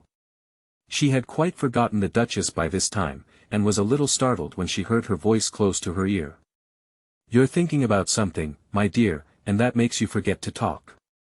I can't tell you just now what the moral of that is, but I shall remember it in a bit. Perhaps it hasn't one, Alice ventured to remark. Tut, tut, child, said the Duchess. Everything's got a moral, if only you can find it. And she squeezed herself up closer to Alice's side as she spoke. Alice did not much like keeping so close to her, first, because the Duchess was very ugly, and secondly, because she was exactly the right height to rest her chin upon Alice's shoulder, and it was an uncomfortably sharp chin. However, she did not like to be rude, so she bore it as well as she could.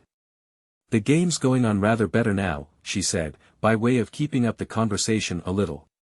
'Tis so, said the Duchess, and the moral of that is, oh, 'tis love, that makes the world go round. Somebody said, Alice whispered, that it's done by everybody minding their own business. Ah, well. It means much the same thing, said the Duchess, digging her sharp little chin into Alice's shoulder as she added, and the moral of that is, take care of the sense, and the sounds will take care of themselves. How fond she is of finding morals in things. Alice thought to herself. I dare say you're wondering why I don't put my arm round your waist, the Duchess said after a pause. The reason is, that I'm doubtful about the temper of your flamingo. Shall I try the experiment? He might bite, Alice cautiously replied, not feeling at all anxious to have the experiment tried. Very true, said the Duchess, flamingos and mustard both bite. And the moral of that is, birds of a feather flock together. Only mustard isn't a bird, Alice remarked. Right, as usual, said the Duchess, what a clear way you have of putting things. It's a mineral, I think, said Alice. Of course it is, said the Duchess, who seemed ready to agree to everything that Alice said. There's a large mustard mine near here. And the moral of that is, the more there is of mine, the less there is of yours. Oh, I know, exclaimed Alice, who had not attended to this last remark. It's a vegetable. It doesn't look like one, but it is. I quite agree with you, said the Duchess, and the moral of that is, be what you would seem to be, or if you'd like it put more simply, never imagine yourself not to be otherwise than what it might appear to others that what you were or might have been was not otherwise than what you had been would have appeared to them to be otherwise. I think I should understand that better, Alice said very politely, if I had it written down, but I can't quite follow it as you say it. That's nothing to what I could say if I chose, the Duchess replied, in a pleased tone. Pray don't trouble yourself to say it any longer than that, said Alice. Oh, don't talk about trouble, said the Duchess. I make you a present of everything I've said as yet. A cheap sort of present, thought Alice. I'm glad they don't give birthday presents like that. But she did not venture to say it out loud. Thinking again, the Duchess asked, with another dig of her sharp little chin. I've a right to think, said Alice sharply, for she was beginning to feel a little worried. Just about as much right, said the Duchess, as pigs have to fly, and the M. But here, to Alice's great surprise, the Duchess's voice died away, even in the middle of her favorite word moral, and the arm that was linked into hers began to tremble. Alice looked up, and there stood the Queen in front of them, with her arms folded, frowning like a thunderstorm. A fine day, Your Majesty. The Duchess began in a low, weak voice. Now, I give you fair warning, shouted the Queen, stamping on the ground as she spoke, either you or your head must be off, and that in about half no time. Take your choice. The Duchess took her choice, and was gone in a moment. Let's go on with the game, the Queen said to Alice, and Alice was too much frightened to say a word, but slowly followed her back to the croquet ground. The other guests had taken advantage of the Queen's absence, and were resting in the shade. However, the moment they saw her, they hurried back to the game, the Queen merely remarking that a moment's delay would cost them their lives. All the time they were playing the Queen never left off quarreling with the other players, and shouting off with his head. Or off with her head. Those whom she sentenced were taken into custody by the soldiers, who of course had to leave off being arches to do this, so that by the end of half an hour or so there were no arches left, and all the players, except the King, the Queen, and Alice, were in custody and under sentence of execution. Then the Queen left off, quite out of breath, and said to Alice, Have you seen the mock turtle yet? No, said Alice. I don't even know what a mock turtle is. It's the thing mock turtle soup is made from, said the Queen. I never saw one, or heard of one, said Alice. Come on, then, said the Queen, and he shall tell you his history. As they walked off together, Alice heard the King say in a low voice, to the company generally, You are all pardoned. Come, that's a good thing. She said to herself, for she had felt quite unhappy at the number of executions the Queen had ordered. They very soon came upon a griffin, lying fast asleep in the sun. If you don't know what a griffin is, look at the picture. Up, lazy thing, said the Queen, and take this young lady to see the mock turtle, and to hear his history. I must go back and see after some executions I have ordered, and she walked off, leaving Alice alone with the griffin. Alice did not quite like the look of the creature, but on the whole she thought it would be quite as safe to stay with it as to go after that savage Queen, so she waited. The griffin sat up and rubbed its eyes, then it watched the Queen till she was out of sight, then it chuckled. What fun! Said the griffin, half to itself, half to Alice. What is the fun? Said Alice. Why, said the griffin. It's all her fancy, that, they never executes nobody, you know. Come on. Everybody says, come on, here, thought Alice, as she went slowly after it, I never was so ordered about in all my life, never. They had not gone far before they saw the mock turtle in the distance, sitting sad and lonely on a little ledge of rock, and, as they came nearer, Alice could hear him sighing as if his heart would break. She pitied him deeply. What is his sorrow? She asked the Griffin, and the Griffin answered, very nearly in the same words as before, it's all his fancy, that, he hasn't got no sorrow, you know. Come on. So they went up to the Mock Turtle, who looked at them with large eyes full of tears, but said nothing. This here young lady, said the Griffin, she wants for to know your history, she do. I'll tell it her, said the Mock Turtle in a deep, hollow tone, sit down, both of you, and don't speak a word till I've finished. So they sat down, and nobody spoke for some minutes. Alice thought to herself, I don't see how he can ever finish, if he doesn't begin. But she waited patiently. Once, said the Mock Turtle at last, with a deep sigh, I was a real turtle. These words were followed by a very long silence, broken only by an occasional exclamation of HJCKRH. From the Griffin, and the constant heavy sobbing of the Mock Turtle. Alice was very nearly getting up and saying, thank you, sir, for your interesting story, but she could not help thinking there must be more to come, so she sat still and said nothing. When we were little, the Mock Turtle went on at last, more calmly, though still sobbing a little now and then, we went to school in the sea. The master was an old turtle, we used to call him Tortoise. Why did you call him Tortoise, if he wasn't one? Alice asked. We called him Tortoise because he taught us, said the Mock Turtle angrily, really you are very dull. You ought to be ashamed of yourself for asking such a simple question, added the Griffin, and then they both sat silent and looked at poor Alice, who felt ready to sink into the earth. At last the Griffin said to the Mock Turtle, drive on, old fellow. Don't be all day about it. And he went on in these words. Yes, we went to school in the sea, though you mayn't believe it. I never said I didn't. Interrupted Alice. You did, said the Mock Turtle. Hold your tongue. Added the Griffin, before Alice could speak again. The Mock Turtle went on. We had the best of educations, in fact, we went to school every day. I've been to a day school, too, said Alice, you needn't be so proud as all that. With extras? Asked the Mock Turtle a little anxiously. Yes, said Alice, we learned French and music. And washing? Said the Mock Turtle. Certainly not. Said Alice indignantly. Ah. Then yours wasn't a really good school, said the Mock Turtle in a tone of great relief. Now at ours they had at the end of the bill, French, music, and washing, extra. You couldn't have wanted it much, said Alice, living at the bottom of the sea. I couldn't afford to learn it. Said the Mock Turtle with a sigh. I only took the regular course. What was that? Inquired Alice. Reeling and writhing, of course, to begin with, the Mock Turtle replied, and then the different branches of arithmetic, ambition, distraction, uglification, and derision. I never heard of uglification, Alice ventured to say. What is it? The Griffin lifted up both its paws in surprise. What? Never heard of uglifying? It exclaimed.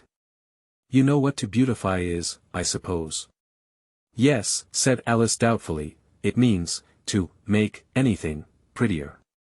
Well, then, the Griffin went on, if you don't know what to uglify is, you are a simpleton. Alice did not feel encouraged to ask any more questions about it, so she turned to the Mock Turtle, and said what else had you to learn?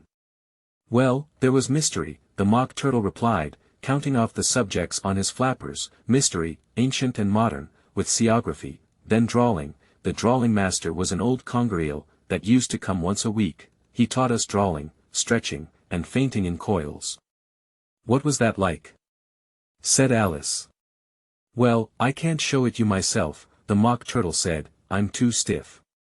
And the Griffin never learnt it. Hadn't time, said the Griffin, I went to the classics master, though. He was an old crab, he was. I never went to him, the Mock Turtle said with a sigh, he taught laughing and grief, they used to say. So he did, said the Griffin, sighing in his turn, and both creatures hid their faces in their paws. And how many hours a day did you do lessons? Said Alice, in a hurry to change the subject. 10 hours the first day, said the Mock Turtle, 9 the next, and so on. What a curious plan! Exclaimed Alice. That's the reason they're called lessons, the Griffin remarked, because they lessen from day to day. This was quite a new idea to Alice, and she thought it over a little before she made her next remark. Then the 11th day must have been a holiday. Of course it was, said the Mock Turtle. And how did you manage on the 12th? Alice went on eagerly. That's enough about lessons, the Gryphon interrupted in a very decided tone. Tell her something about the games now. Chapter 10. The Lobster Quadrille. The Mock Turtle sighed deeply, and drew the back of one flapper across his eyes. He looked at Alice, and tried to speak, but for a minute or two sobs choked his voice. Same as if he had a bone in his throat, said the Gryphon, and it set to work shaking him and punching him in the back. At last the Mock Turtle recovered his voice, and, with tears running down his cheeks, he went on again. You may not have lived much under the sea. I haven't, said Alice, and perhaps you were never even introduced to a lobster. Alice began to say I once tasted, but checked herself hastily, and said no, never, so you can have no idea what a delightful thing a lobster quadrille is. No, indeed, said Alice. What sort of a dance is it? Why, said the Gryphon, you first form into a line along the seashore. 2 lines. Cried the Mock Turtle. Seals, turtles, salmon, and so on, then, when you've cleared all the jellyfish out of the way. That generally takes some time, interrupted the Gryphon. You advance twice. Each with a lobster as a partner. Cried the Gryphon.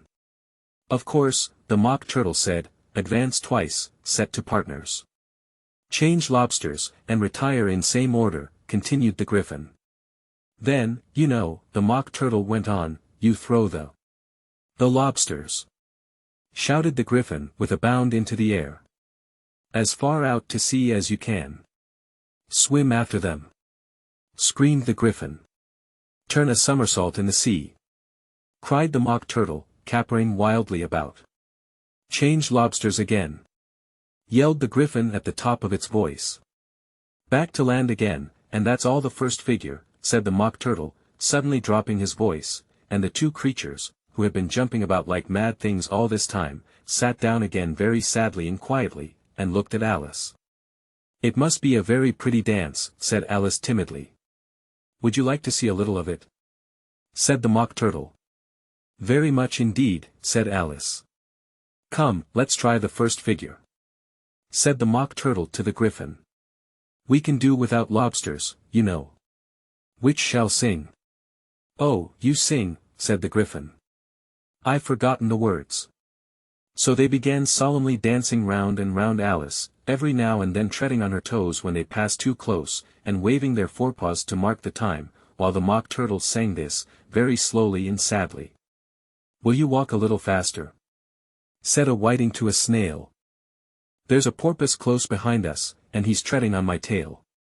See how eagerly the lobsters and the turtles all advance. They are waiting on the shingle. Will you come and join the dance? Will you, won't you, will you, won't you join the dance? Will you, won't you, will you, won't you join the dance? You can really have no notion how delightful it will be. When they take us up and throw us, with the lobsters, out to sea. But the snail replied too far, and gave a look askance. Said he thanked the whiting kindly, but he would not join the dance. Would not, could not, would not, could not join the dance. Would not, could not, would not, could not join the dance. What matters it how far we go? His scaly friend replied. There is another shore, you know, upon the other side. The further off from England the nearer is to France. Then turn not pale, beloved snail, but come and join the dance. Will you, won't you, will you, won't you join the dance? Will you, won't you, will you, won't you join the dance? Thank you, it's a very interesting dance to watch, said Alice, feeling very glad that it was over at last, and I do so like that curious song about the whiting. Oh, as to the whiting, said the Mock Turtle, you've seen them, of course. Yes, said Alice, I've often seen them at Din. She checked herself hastily.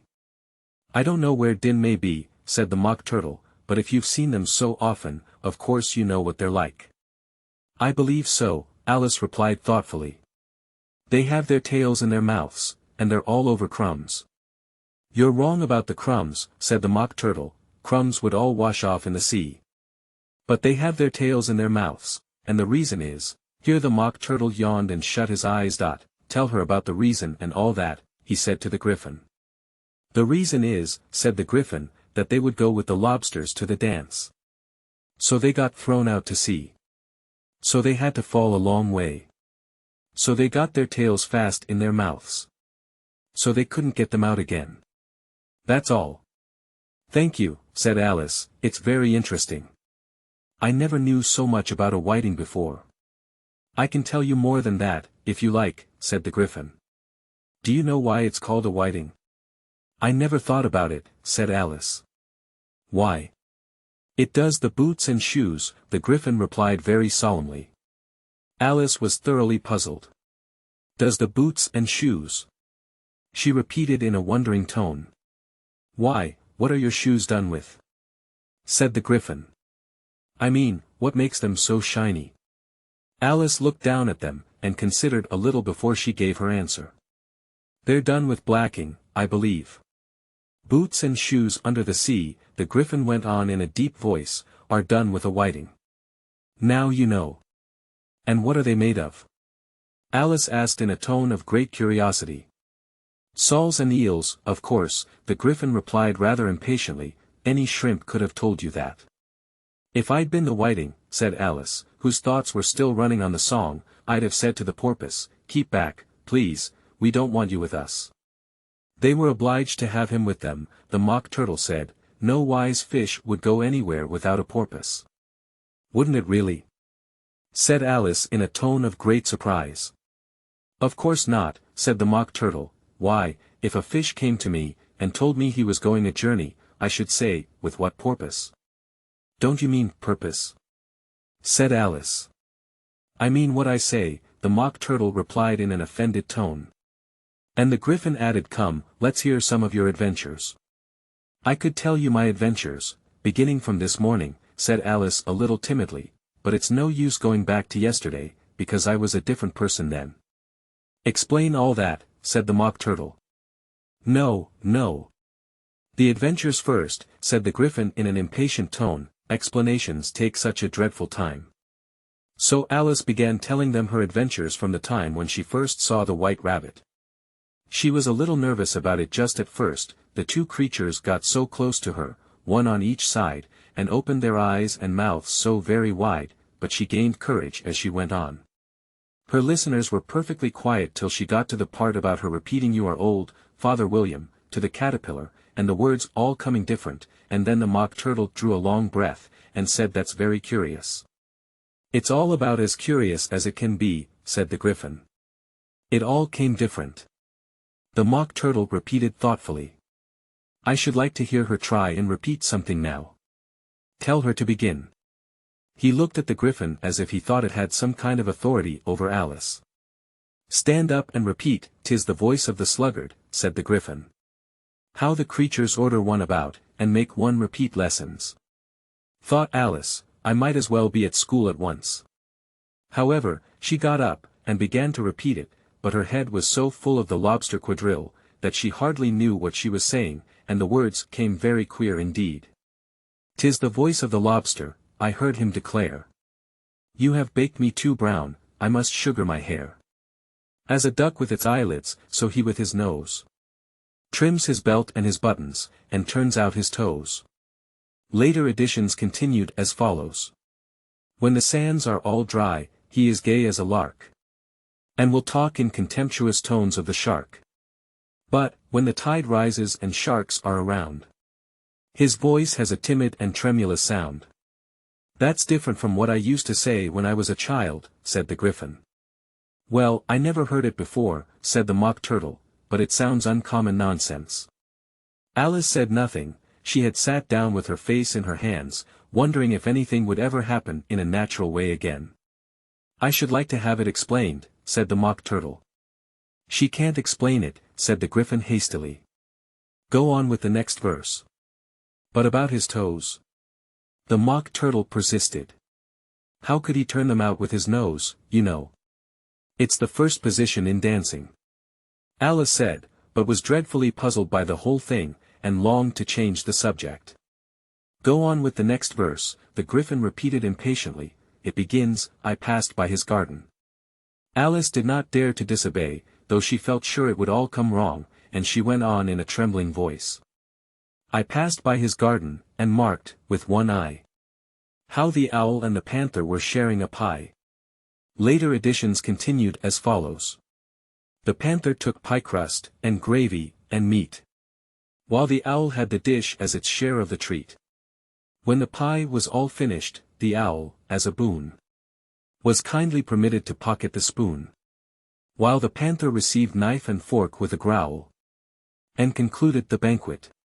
What is the use of repeating all that stuff, the Mock Turtle interrupted, if you don't explain it as you go on? It's by far the most confusing thing I ever heard.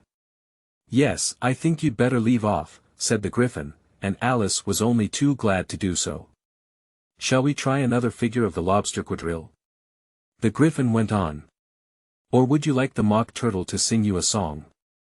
Oh, a song, please, if the Mock Turtle would be so kind, Alice replied, so eagerly that the Gryphon said, in a rather offended tone, No accounting for tastes. Sing her turtle soup, will you, old fellow? The Mock Turtle sighed deeply, and began, in a voice sometimes choked with sobs, to sing this. Beautiful soup, so rich and green, waiting in a hot tureen. Who for such dainties would not stoop? Soup of the evening, beautiful soup. Soup of the evening, beautiful soup. Bo, ootiful sou, oop. Bo, ootiful sou, oop. Sou, oop of the evening. Beautiful, beautiful soup. Beautiful soup. Who cares for fish, game, or any other dish? Who would not give all else for 2p? Pennyworth only of beautiful soup. Pennyworth only of beautiful soup. Bo, ootiful sou, oop. Bo, ootiful sou, oop. Sou, oop of the evening. Beautiful, beauty, full soup. Chorus again. Cried the Gryphon, and the Mock Turtle had just begun to repeat it, when a cry of the trial's beginning was heard in the distance. Come on! Cried the Gryphon, and, taking Alice by the hand, it hurried off, without waiting for the end of the song. What trial is it? Alice panted as she ran, but the Gryphon only answered come on. And ran the faster, while more and more faintly came, carried on the breeze that followed them, the melancholy words. Sou, oop of the evening. Beautiful, beautiful soup. Chapter 11. Who stole the tarts? The King and Queen of Hearts were seated on their throne when they arrived, with a great crowd assembled about them, all sorts of little birds and beasts, as well as the whole pack of cards. The knave was standing before them, in chains, with a soldier on each side to guard him, and near the king was the white rabbit, with a trumpet in one hand, and a scroll of parchment in the other. In the very middle of the court was a table, with a large dish of tarts upon it. They looked so good, that it made Alice quite hungry to look at them. I wish they'd get the trial done, she thought, and hand round the refreshments.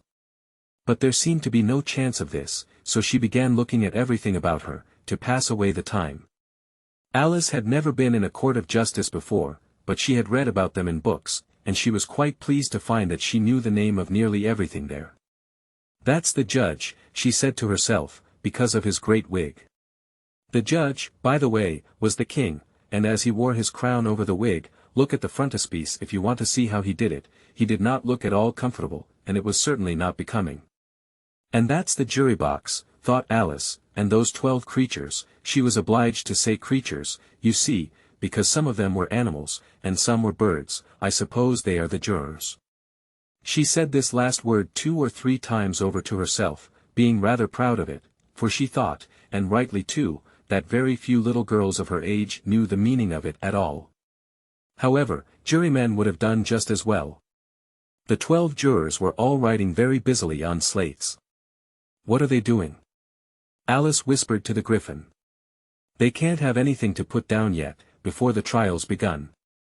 They're putting down their names, the Gryphon whispered in reply, for fear they should forget them before the end of the trial.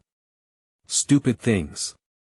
Alice began in a loud, indignant voice, but she stopped hastily, for the White Rabbit cried out, "Silence in the court." And the king put on his spectacles and looked anxiously round, to make out who was talking.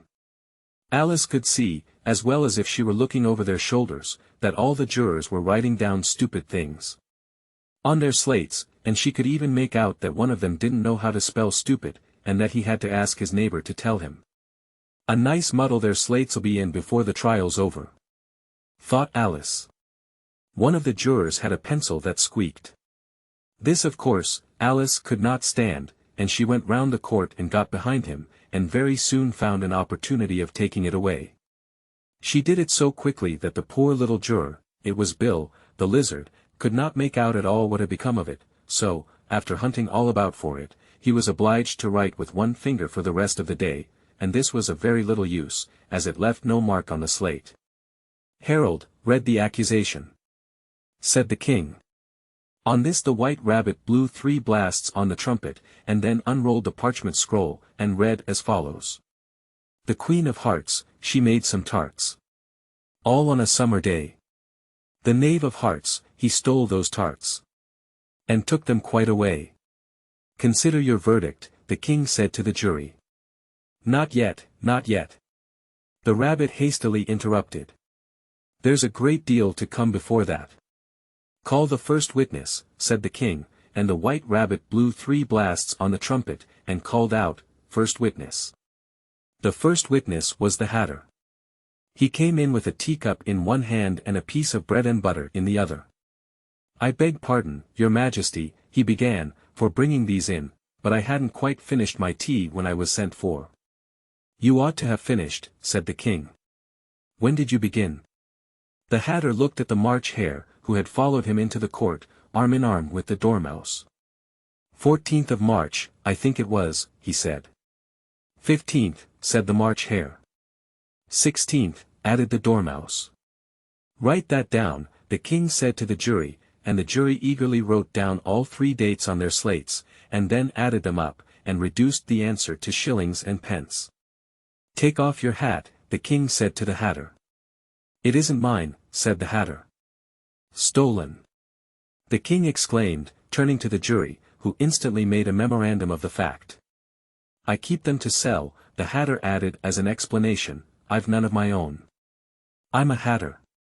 Here the queen put on her spectacles, and began staring at the Hatter, who turned pale and fidgeted. "Give your evidence," said the king, "and don't be nervous, or I'll have you executed on the spot." This did not seem to encourage the witness at all. He kept shifting from one foot to the other, looking uneasily at the queen, and in his confusion he bit a large piece out of his teacup instead of the bread and butter. Just at this moment Alice felt a very curious sensation, which puzzled her a good deal until she made out what it was. She was beginning to grow larger again, and she thought at first she would get up and leave the court, but on second thoughts she decided to remain where she was as long as there was room for her. "I wish you wouldn't squeeze so," said the Dormouse, who was sitting next to her. "I can hardly breathe." "I can't help it," said Alice very meekly, "I'm growing." "You've no right to grow here," said the Dormouse. "Don't talk nonsense," said Alice more boldly, "you know you're growing too." "Yes, but I grow at a reasonable pace," said the Dormouse, "not in that ridiculous fashion." And he got up very sulkily and crossed over to the other side of the court. All this time the queen had never left off staring at the Hatter, and, just as the Dormouse crossed the court, she said to one of the officers of the court, "Bring me the list of the singers in the last concert." On which the wretched Hatter trembled so, that he shook both his shoes off. "Give your evidence," the king repeated angrily, "or I'll have you executed, whether you're nervous or not." "I'm a poor man, your majesty," the Hatter began, in a trembling voice, "and I hadn't begun my tea, not above a week or so, and what with the bread and butter getting so thin, and the twinkling of the tea." "The twinkling of the what?" said the king. "It began with the tea," the Hatter replied. "Of course twinkling begins with a T," said the king sharply. "Do you take me for a dunce? Go on." "I'm a poor man," the Hatter went on, "and most things twinkled after that, only the March Hare said I didn't." The March Hare interrupted in a great hurry. "You did," said the Hatter. "I deny it," said the March Hare. "He denies it," said the King, "leave out that part." "Well, at any rate," the Dormouse said. The Hatter went on, looking anxiously round to see if he would deny it too, but the Dormouse denied nothing, being fast asleep. "After that," continued the Hatter, "I cut some more bread and butter." "But what did the Dormouse say?" one of the jury asked. "That I can't remember," said the Hatter. "You must remember," remarked the King, "or I'll have you executed." The miserable Hatter dropped his teacup and bread and butter, and went down on one knee. "I'm a poor man, your Majesty," he began. "You're a very poor speaker," said the King. Here one of the guinea pigs cheered, and was immediately suppressed by the officers of the court. As that is rather a hard word, I will just explain to you how it was done. They had a large canvas bag, which tied up at the mouth with strings. Into this they slipped the guinea pig, head first, and then sat upon it. "I'm glad I've seen that done," thought Alice. "I've so often read in the newspapers, at the end of trials, there was some attempts at applause, which was immediately suppressed by the officers of the court, and I never understood what it meant till now." "If that's all you know about it, you may stand down," continued the King. "I can't go no lower," said the Hatter, "I'm on the floor, as it is." "Then you may sit down," the King replied. Here the other guinea pig cheered, and was suppressed. "Come, that finished the guinea pigs," thought Alice. "Now we shall get on better." "I'd rather finish my tea," said the Hatter, with an anxious look at the Queen, who was reading the list of singers. "You may go," said the King, and the Hatter hurriedly left the court, without even waiting to put his shoes on.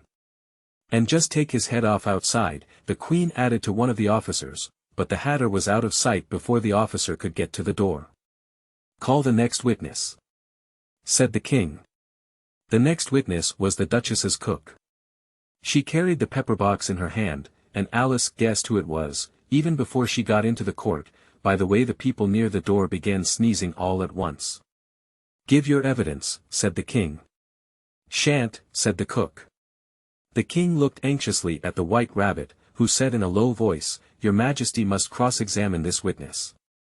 "Well, if I must, I must," the King said, with a melancholy air, and, after folding his arms and frowning at the cook till his eyes were nearly out of sight, he said in a deep voice, "What are tarts made of?"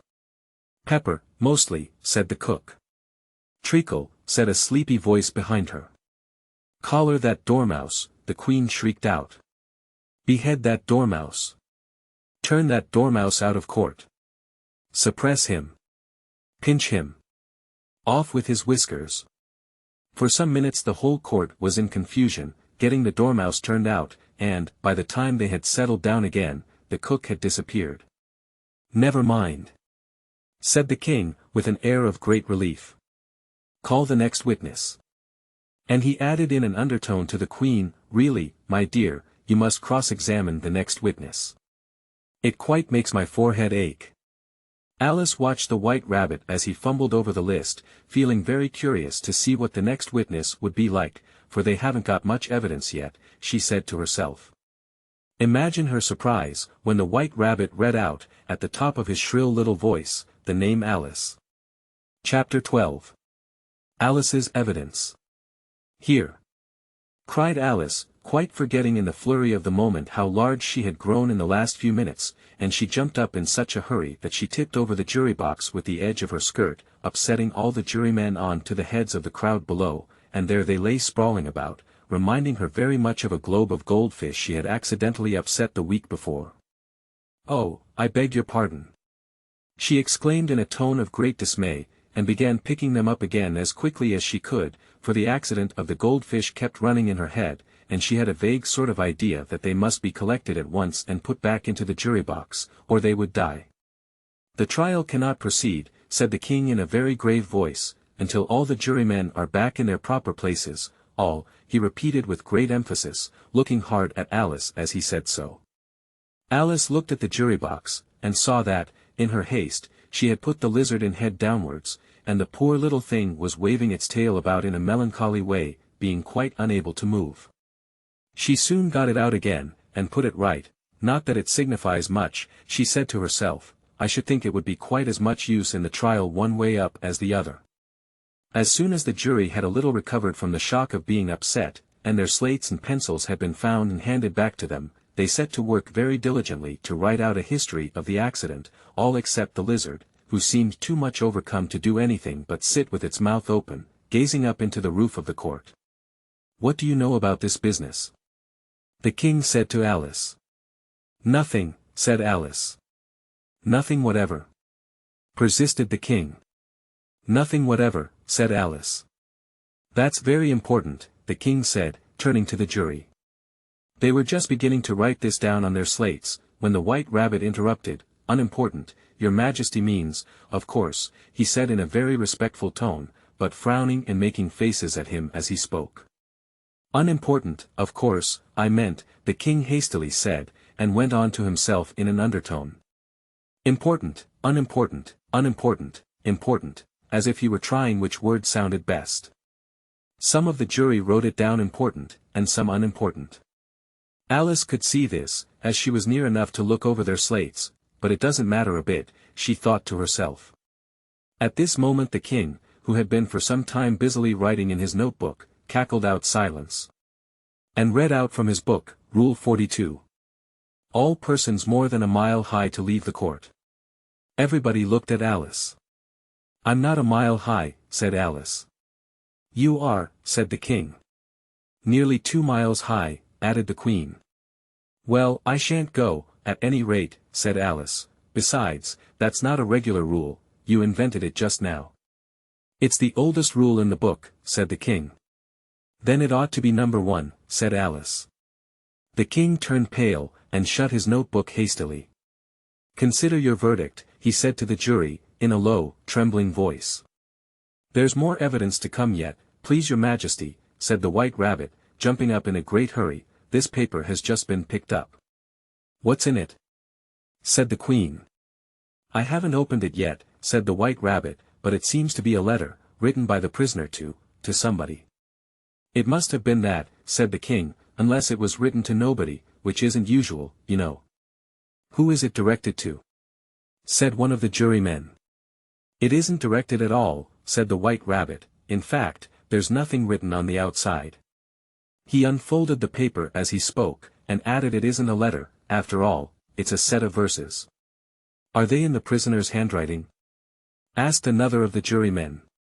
No, they're not, said the White Rabbit, and that's the queerest thing about it. The jury all looked puzzled. He must have imitated somebody else's hand, said the king. The jury all brightened up again. Please your majesty, said the knave, I didn't write it, and they can't prove I did, there's no name signed at the end. If you didn't sign it, said the king, that only makes the matter worse. You must have meant some mischief, or else you'd have signed your name like an honest man. There was a general clapping of hands at this. It was the first really clever thing the king had said that day. That proves his guilt, said the queen. It proves nothing of the sort, said Alice. Why, you don't even know what they're about. Read them, said the king. The White Rabbit put on his spectacles. Where shall I begin, please your majesty? He asked. Begin at the beginning, the king said gravely, and go on till you come to the end, then stop. These were the verses the White Rabbit read. They told me you had been to her. And mentioned me to him. She gave me a good character. But said I could not swim. He sent them word I had not gone. We know it to be true. If she should push the matter on, what would become of you? I gave her 1, they gave him 2. You gave us 3 or more. They all returned from him to you. Though they were mine before. If I or she should chance to be involved in this affair, he trusts to you to set them free. Exactly as we were. My notion was that you had been, before she had this fit, an obstacle that came between him and ourselves, and it. Don't let him know she liked them best. For this must ever be a secret, kept from all the rest. Between yourself and me. That's the most important piece of evidence we've heard yet, said the king, rubbing his hands, so now let the jury If any one of them can explain it, said Alice, she had grown so large in the last few minutes that she wasn't a bit afraid of interrupting him, I'll give him sixpence. I don't believe there's an atom of meaning in it. The jury all wrote down on their slates, she doesn't believe there's an atom of meaning in it, but none of them attempted to explain the paper. If there's no meaning in it, said the king, that saves a world of trouble, you know, as we needn't try to find any. And yet I don't know, he went on, spreading out the verses on his knee, and looking at them with one eye, I seem to see some meaning in them, after all. Said I could not swim, you can't swim, can you? He added, turning to the knave. The knave shook his head sadly. Do I look like it? He said. Which he certainly did not, being made entirely of cardboard. All right, so far, said the king, and he went on muttering over the verses to himself, we know it to be true, that's the jury, of course, I gave her one, they gave him two, why, that must be what he did with the tarts, you know. But, it goes on, they all returned from him to you, said Alice. Why, there they are. Said the king triumphantly, pointing to the tarts on the table. Nothing can be clearer than that. Then again, before she had this fit, you never had fits, my dear, I think. He said to the queen. Never. Said the queen furiously, throwing an inkstand at the lizard as she spoke. The unfortunate little Bill had left off writing on his slate with one finger, as he found it made no mark, but he now hastily began again, using the ink, that was trickling down his face, as long as it lasted. Then the words don't fit you, said the king, looking round the court with a smile. There was a dead silence. It's a pun. The king added in an offended tone, and everybody laughed, let the jury consider their verdict, the king said, for about the 20th time that day. No, no. Said the queen. Sentence first, verdict afterwards. Stuff and nonsense. Said Alice loudly. The idea of having the sentence first. Hold your tongue. Said the queen, turning purple. I won't. Said Alice. Off with her head. The queen shouted at the top of her voice. Nobody moved. Who cares for you? Said Alice, she had grown to her full size by this time. You're nothing but a pack of cards. At this the whole pack rose up into the air, and came flying down upon her. She gave a little scream, half of fright and half of anger, and tried to beat them off, and found herself lying on the bank, with her head in the lap of her sister, who was gently brushing away some dead leaves that had fluttered down from the trees upon her face. Wake up, Alice dear. Said her sister, why, what a long sleep you've had. Oh, I've had such a curious dream. Said Alice, and she told her sister, as well as she could remember them, all these strange adventures of hers that you have just been reading about, and when she had finished, her sister kissed her, and said, it was a curious dream, dear, certainly, but now run in to your tea, it's getting late. So Alice got up and ran off, thinking while she ran, as well she might, what a wonderful dream it had been. But her sister sat still just as she left her, leaning her head on her hand, watching the setting sun, and thinking of little Alice and all her wonderful adventures, till she too began dreaming after a fashion, and this was her dream. First, she dreamed of little Alice herself, and once again the tiny hands were clasped upon her knee, and the bright eager eyes were looking up into hers, she could hear the very tones of her voice, and see that queer little toss of her head to keep back the wandering hair that would always get into her eyes, and still as she listened, or seemed to listen, the whole place around her became alive with the strange creatures of her little sister's dream. The long grass rustled at her feet as the white rabbit hurried by, the frightened mouse splashed his way through the neighboring pool, she could hear the rattle of the teacups as the March Hare and his friends shared their never-ending meal, and the shrill voice of the queen ordering off her unfortunate guests to execution. Once more the pig baby was sneezing on the duchess's knee, while plates and dishes crashed around it, once more the shriek of the griffin, the squeaking of the lizard's slate pencil, and the choking of the suppressed guinea pigs, filled the air, mixed up with the distant sobs of the miserable mock turtle. So she sat on, with closed eyes, and half believed herself in Wonderland, though she knew she had but to open them again, and all would change to dull reality, the grass would be only rustling in the wind, and the pool rippling to the waving of the reeds, the rattling teacups would change to tinkling sheep bells, and the queen's shrill cries to the voice of the shepherd boy, and the sneeze of the baby, the shriek of the griffin, and all the other queer noises, would change, she knew, to the confused clamor of the busy farmyard, while the lowing of the cattle in the distance would take the place of the mock turtle's heavy sobs. Lastly, she pictured to herself how this same little sister of hers would, in the aftertime, be herself a grown woman, and how she would keep, through all her riper years, the simple and loving heart of her childhood, and how she would gather about her other little children, and make their eyes bright and eager with many a strange tale, perhaps even with the dream of Wonderland of long ago, and how she would feel with all their simple sorrows, and find a pleasure in all their simple joys. Remembering her own child life, and the happy summer days. The end.